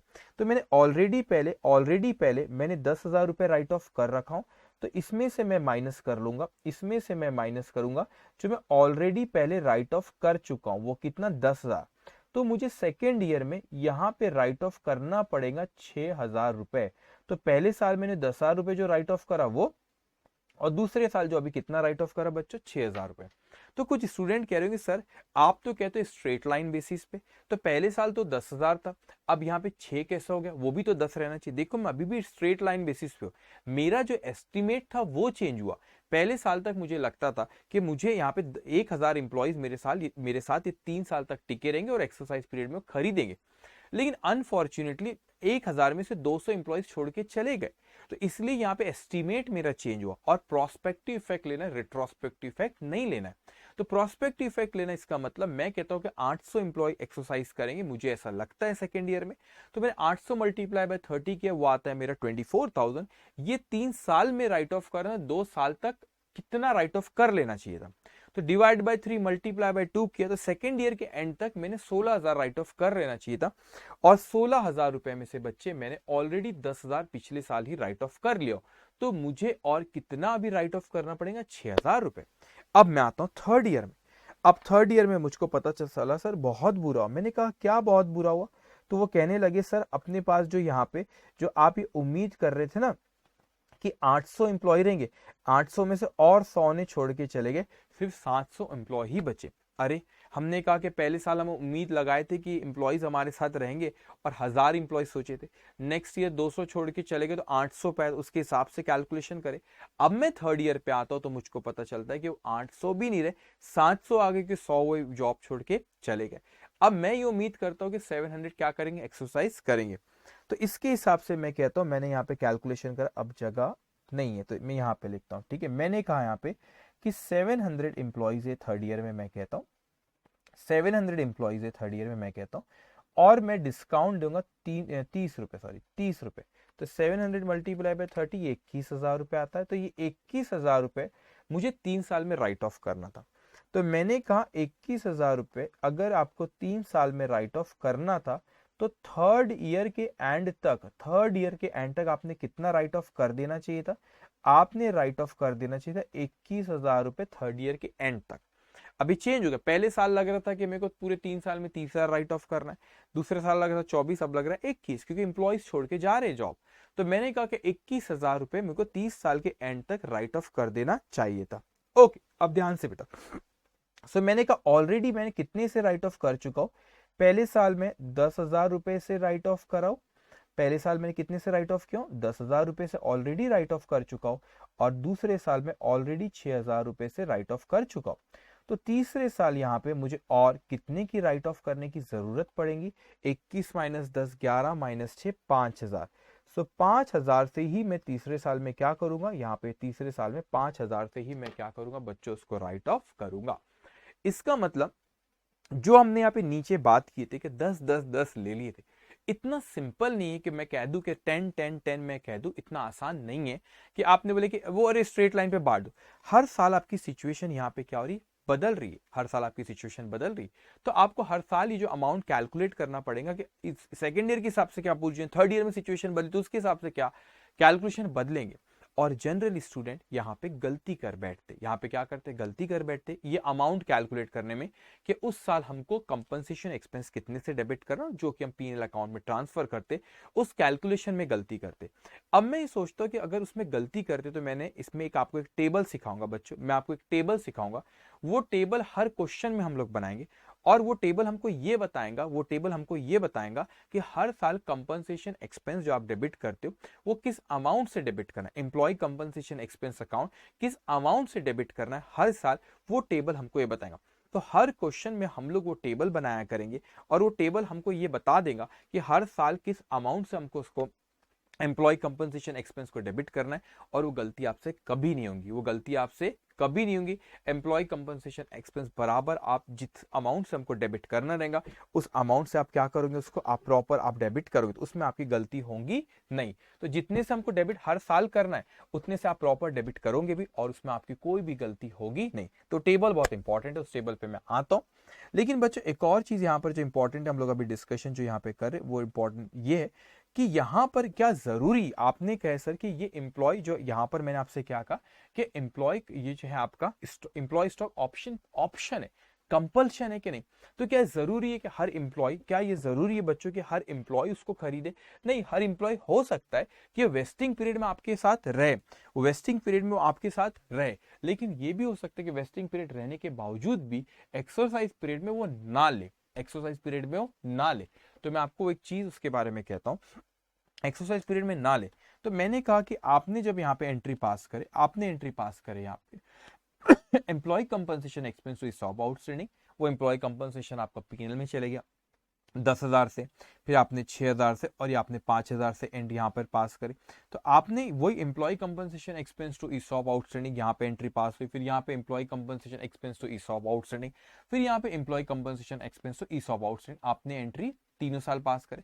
तो एम्प्लॉय कंपनसेशन तो आपका पीएनएल अकाउंट में चले गया, लेकिन जो ईसॉप आउटस्टैंडिंग वाला अमाउंट है वो आपके बैलेंस शीट में लायबिलिटी साइड में रिफ्लेक्ट हो रहा है। अब 3 साल बाद जब एक्सरसाइज करने आए, तो जब एक्सरसाइज करे तो ये एंट्री पास होंगी उनकी, यहाँ पे सिंगल अमाउंट है। अभी अपन क्वेश्चन देखेंगे, अभी आपको कंसेप्ट पे फोकस करना है। तो आपने बैंक अकाउंट डेबिट करे, इक्विटी शेयर कैपिटल क्रेडिट करे, सिक्योरिटी प्रीमियम क्रेडिट करे, और जो इस सब आउटस्टैंडिंग में जो बैलेंस रखा हुआ उसको आपने डेबिट करे। लेकिन मैं कहता हूं कि मैंने सोचा था यहाँ पे 700 एम्प्लॉय है, मगर एक्सरसाइज पीरियड में पता चला कि 700 में से भी क्या हो गया, आपके 200 एम्प्लॉय, 700 में से 200 ने बोले कि हमको नहीं लेना, फिर 500 ने ली। अब इस सब आउटस्टैंडिंग में बैलेंस आ जाएगा, बैलेंस आएगा। अभी आपको क्वेश्चन जब सॉल्व करूंगा, जब बताऊंगा आपको, बैलेंस आएगा। क्योंकि आपने ईसॉप आउटस्टैंडिंग क्रेडिट आपका कितना पड़ा है, देखो यहाँ पे स्क्रीन पे ध्यान से देखना, 10,000, 6,000 प्लस 5,000, 21,000। 21,000 कैसे आया, 700 मल्टीप्लाई बाय 30 करो, 700 मल्टीप्लाई बाय 30 करो, कितना आ रहा है, 21,000। तो ईसॉप आउटस्टैंडिंग में पहले 10 ले गए, फिर 6 ले गए, और फिर कितने ले गए, 5। तो आपके 21,000 रुपए कहां पे रखे हुए, ईसॉप आउटस्टैंडिंग में बैलेंस है। लेकिन मैं कहता हूं ईसॉप आउटस्टैंडिंग 21 से डेबिट करूंगा, लेकिन वो 700 इंप्लॉइज ने यहाँ पे शेयर खरीदे ही नहीं। तो आपने शेयर खरीदे, ईसॉप आउटस्टैंडिंग आप 21,000 से नहीं कर सकते, क्यों, क्योंकि उतने शेयर गए ही नहीं। अरे तो उसमें से 500 नहीं ली। मैं एग्जांपल के तौर पे आपको बताता हूं। मैंने कहा आपसे कि ये मेरा ईसॉप आउटस्टैंडिंग अकाउंट है, ये मेरा ईसॉप आउटस्टैंडिंग अकाउंट है। अभी मेन क्वेश्चन बैंक जब ये सब सारे बातें और होंगी आपकी। मैंने इसको 21,000 रुपए इसमें बैलेंस है। ये 21,000 रुपए बैलेंस कैसे है आपको पता है ना। Employee compensation expense to ESOP outstanding, तो यहाँ पे 10 से क्रिएट करे, फिर 6 से क्रिएट करे, और फिर कितने से क्रिएट करे, 5 से क्रिएट करे। तो आपने टोटल 21 उसमें बैलेंस रखा हुआ है, क्योंकि ईसॉप आउटस्टैंडिंग बैलेंस शीट में लायबिलिटी साइड में रिफ्लेक्ट हो रहा है। एम्प्लॉय कंपनसेशन तो हर साल पीएनएल में चलेगा। अब मेरा जब यहाँ पे बैलेंस आ रहा है बेटा, यहाँ पे जब मेरा बैलेंस कितना है, 21,000 रुपए, मगर मैं कहता हूँ 500 एम्प्लॉय ने ही सिर्फ शेयर यहाँ पे एक्सरसाइज करे, कंपल्शन नहीं था, ऑप्शन था इनके पास। तो मैं बोलूँ 500 मल्टीप्लाई बाय 30 तो आता है 15,000 रुपए।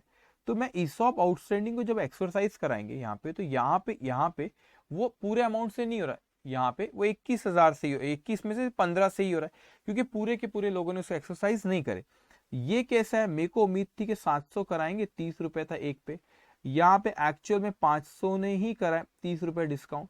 तो मेरा ईसॉप आउटस्टैंडिंग में जो वेस्टिंग पीरियड भलाई पूरे 700 ने कवर करे बच्चों, वेस्टिंग पीरियड क्या करे, पूरे के पूरे 700 ने कवर करे, लेकिन 700 में से 500 ने ही एक्सरसाइज कराए, कंपल्शन नहीं। 700 में से कितनों ने 700 में से कितनों ने एक्सरसाइज कराए बेटा, सिर्फ 500 ने ही कराए। तो जो यहाँ पे 200 ने नहीं कराए उनका बैलेंस तो यहाँ पे 6,000 रुपए दिखेगा ना बैलेंस, ये बैलेंस तो दिखेगा। वो 200 मल्टीप्लाई आप 30 करोगे तो दैट विल कम 6,000, तो 6,000 का बैलेंस दिखेगा। अब क्या करेंगे सर, तो ये बैलेंस को आगे मैं आपको सिखाऊं, it will transfer to general reserve. Sir क्यों जनरल रिजर्व में ट्रांसफर करते हैं, भाई शेयर उन्होंने खरीदे नहीं, कंपल्शन तो था नहीं, तो डिस्काउंट का जो अमाउंट था वो अपने को एडजस्ट नहीं करना है, क्योंकि उन्हें शेयर से इशू नहीं करता। कैसे, तो उसका जो भी बैलेंस है रिजर्व एंड सरप्लस में ईसॉप आउटस्टैंडिंग दिखता है, उसको जनरल रिजर्व में ट्रांसफर करते हैं। अब हो सकता है कि कुछ बच्चे, एंट्रीज में सिखाता हूं आपको, हो सकता है कि कुछ बच्चे ये बोले कि इसका जो बैलेंस है आप जो कह रहे हो सर इसको ट्रांसफर कर दो जनरल रिजर्व में, तो मैंने एंट्री पास किया ESOP outstanding account debit to general reserve account. क्यों इसे जनरल रिजर्व में ही ट्रांसफर करा जाता है, इसीलिए क्योंकि जब आपने ईसॉप आउटस्टैंडिंग को क्रिएट किए तो पीएनएल अकाउंट के थ्रू क्रिएट किए थे। आपने क्या एंट्री पास किए थे, employee compensation expense account debit, क्या एंट्री पास किए थे आपने एंट्री पास किए थे employee compensation expense account debit to ESOP outstanding account. ये एंट्री आपने पास किए थे, employee compensation expense account debit to ESOP outstanding account, ये एंट्री आपने पास किए थे, तो आपने पीएनएल अकाउंट के थ्रू ही किए थे। तो इसके बैलेंस को भी हम जनरल रिजर्व में ट्रांसफर कर सकते हैं, ट्रांसफर करते हैं, जो कि फ्री रिजर्व है आपका, तो ये आपका रिजर्व एंड सरप्लस में दिखता है।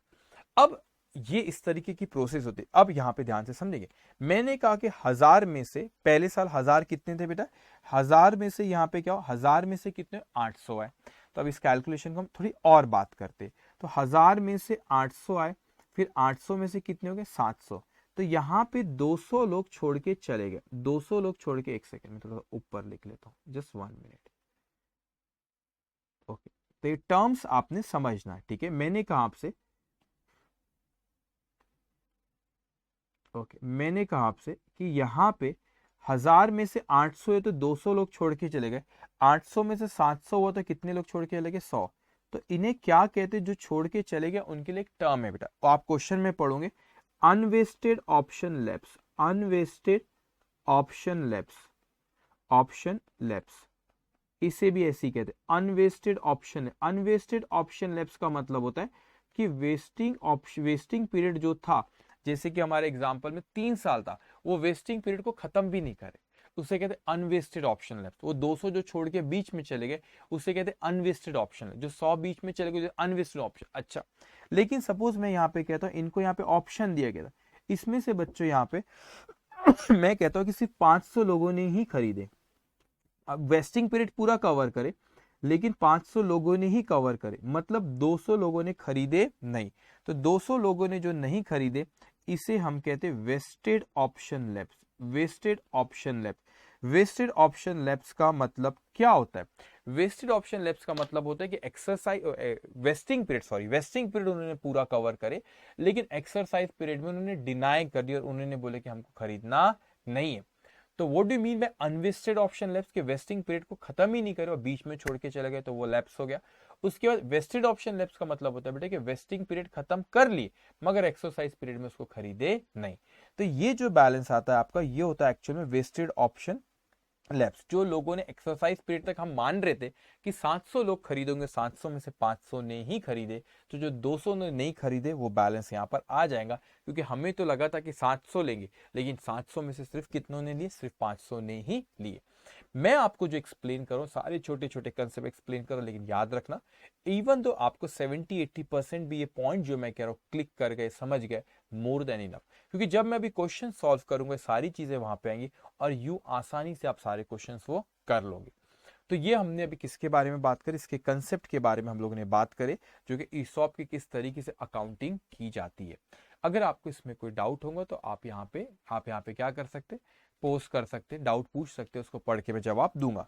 लेकिन आपको जो ये इंपॉर्टेंट एक चीज है आपका, कि हर साल, जैसे मैंने आपसे कहा कि हर साल जो रहता है हमारा, कि किस तरीके से बच्चों, किस तरीके से हर साल का कंपनसेशन एक्सपेंस कितना है, ये चेंज होता है। क्योंकि अनवेस्टेड ऑप्शन कुछ लैप्स होते, लोग छोड़ के जाते, तो ये कंपनसेशन एक्सपेंस, जैसे पहले आपने 10 साल right of, 10,000 sorry right of करे, फिर 6,000, फिर 5,000, आप उसको राइट ऑफ अलग अलग अमाउंट हो जा रहा है क्योंकि कुछ लोग छोड़ के जा रहे हैं। तो हमारा जो एस्टिमेट था वो एस्टिमेट चेंज हो रहा है। पहले सोचे थे कि वो 1,000 इंप्लॉय रहेंगे, फिर एस्टिमेट चेंज हुआ 800, फिर हुआ 700 पे आए। इसीलिए आपका वो एम्प्लॉय कंपनसेशन एक्सपेंस का अमाउंट जो आप हर साल राइट ऑफ करे वो क्या हो रहा है? चेंज करे।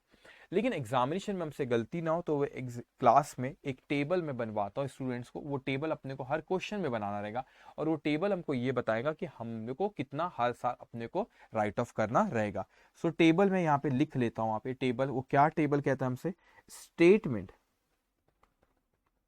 फॉर्मेट, जो format of statement showing calculation, statement showing calculation of your compensation expenses, employee compensation expenses, employee compensation expenses to be recognized, okay, at the end of each year। ये कौन से ईयर कह रहे हैं? Vesting period वाले। Eight the end of each year, कौन से period में? वेस्टिंग पीरियड में अपन राइट ऑफ करते हैं। ओके, अब देखोगे आप ये फॉर्मेट, अभी आपको सिर्फ अभी आप लिखो भी मत, बस मैं इसलिए लिख ले रहा हूँ, हर क्वेश्चन में तो मेरे को बनाना ही है। ये रिवीजन के वक्त आपके पास ये है, आप ये देखो और फट से आप बिना समय बर्बाद करे आपने देखे और आपको पता चल गया कि एग्जाम जब देने जाओगे तो आपने उस वक्त भी इस फॉर्मेट को देख लिया आपने। ये बेसिकली अकाउंटिंग में कभी प्रेफर नहीं करता कि कोई चीज को आप रटो, आपको रटना बिल्कुल नहीं, आपको कैलकुलेट ही करना रहेगा। आई मीन सॉरी, कंसेप्ट ही हमेशा समझना है। लेकिन ये फॉर्मेट में अपने को ये मदद मिल जाती है कि भाई एम्प्लॉय कंपनसेशन एक्सपेंस का अमाउंट कितना जो हर साल राइट ऑफ करना है। तो ये eight the end of first year, second year, जितने भी साल रहे उतने साल यहाँ पे ऐड करते हैं। 5 साल पूछा था, 5 साल ऐड कर लेना। सो यहाँ पे आपका क्या रहेगा? पर्टिकुलर्स। ओके, सो आपको यहाँ पे कुछ नहीं, 6 पॉइंट रहेंगे, 6 स्टेप, आपका अमाउंट आ जाएगा। पहला, नंबर ऑफ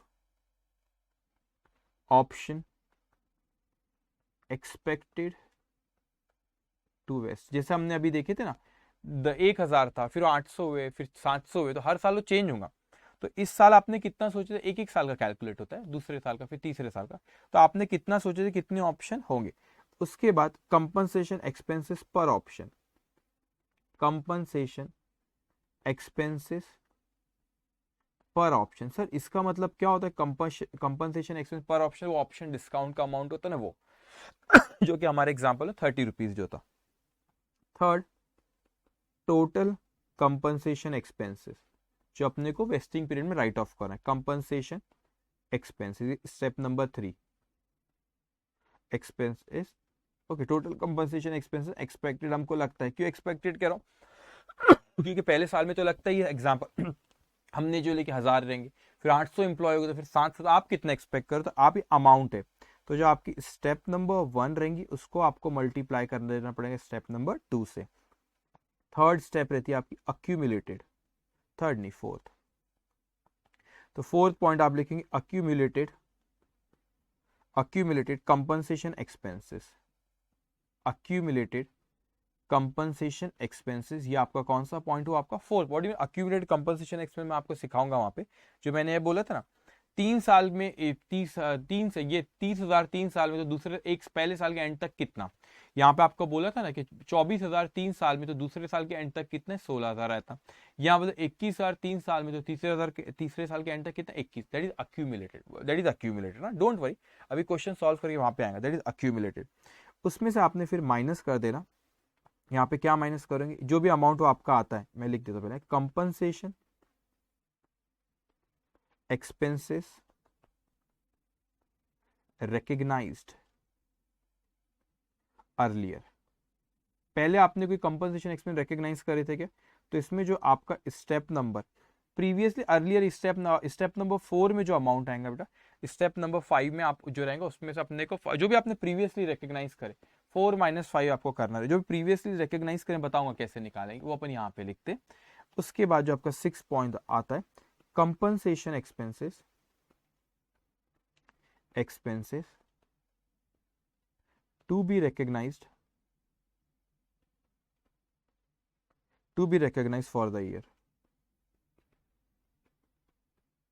तो इसमें आपकी step number 4 minus step number 5, तो आपने टोटल अक्यूमुलेटेड कंपनसेशन, जो हमारा एग्जांपल था ना अक्यूमुलेटेड कंपनसेशन, जैसे पहले साल था आपका अक्यूमुलेटेड कंपनसेशन आपने यहाँ पे निकालते ना, तो 3 साल में इतना, तो एक साल के एंड तक कितना 10,000, तो 10,000 वो वहाँ पे 10,000 प्रीवियसली रिकॉग्नाइज करे 0, तो इस साल भी 10,000 आपको रिकॉग्नाइज करना है। फिर अक्यूमुलेट हमारे एग्जांपल में दूसरा जो था हमारा कितना था 16,000, तो 16,000 माइनस जो आपने प्रीवियसली रिकॉग्नाइज करे 10,000, तो 6,000 बराबर आ जाएगा। तो ये टेबल से आपके बराबर ही अमाउंट, यहाँ पे अक्यूमुलेटेड 21,000 प्रीवियसली रिकॉग्नाइज 10 और 6 16 था, तो यहाँ 21 - 6 तो बराबर यहाँ 5 जो हमारा एग्जाम्पल था उसमें। तो ये टेबल आपका बड़ा हेल्पफुल रहेगा, हर क्वेश्चन में अपने को बनाना रहेगा, और हर साल एम्प्लॉय कंपनसेशन एक्सपेंस कितने से अपने को प्रॉफिट एंड लॉस अकाउंट में रिकॉग्नाइज करना है, ये टेबल बता देगा, और कुछ भी गलती होगी नहीं। और जो आपका यहाँ पे जो मैंने डिस्कशन किया आपको, इसमें ग्रांट डेट जिस तारीख को ऑफर करे, वेस्टिंग पीरियड जिस तारीख में हमने बोले, जितनी पीरियड में बोले कि वहां पे हमारी कंपनी में रहो, ये परफॉर्मेंस पैरामीटर भी वो ऐड कर सकता है, और एक्सरसाइज पीरियड उसमें उनको वक्त दिया गया कि उतने वक्त में वो चाहे तो शेयर्स खरीद ले। तो इसकी अकाउंटिंग के बारे में हम लोगों ने यहाँ पे बात की, क्या बात की कि एम्प्लॉय कंपनी जितने से भी आपका ऑप्शन डिस्काउंट है उसको over the period vesting period में राइट ऑफ करना है, उसके एंट्री पास होती है हर साल employee compensation expense to ESOP outstanding, the balance of employee compensation we transfer to P&L, so we pass entry profit and loss account debit employee compensation expense at the end of each year.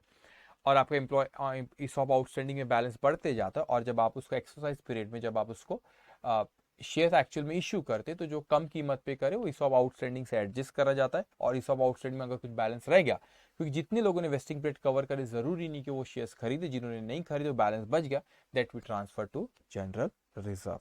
Okay, तो ये हमने बात करी किसके बारे में, accounting के बारे में। Now you have break for 15 minutes, 15 minutes का आप लोग का ब्रेक है, और उसके बाद फिर हम लोग इस पे क्या करेंगे, क्वेश्चंस हम लोग शुरू करेंगे। तो क्वेश्चंस ये हमने कंसेप्ट के बारे में सिर्फ अभी बात की इसके, अब इसका इम्प्लीकेशन, अभी क्वेश्चंस अपन देखेंगे और वहां पे एक एक करके करते जाएंगे। Now you have break for 15 minutes, okay 15 minutes का ब्रेक।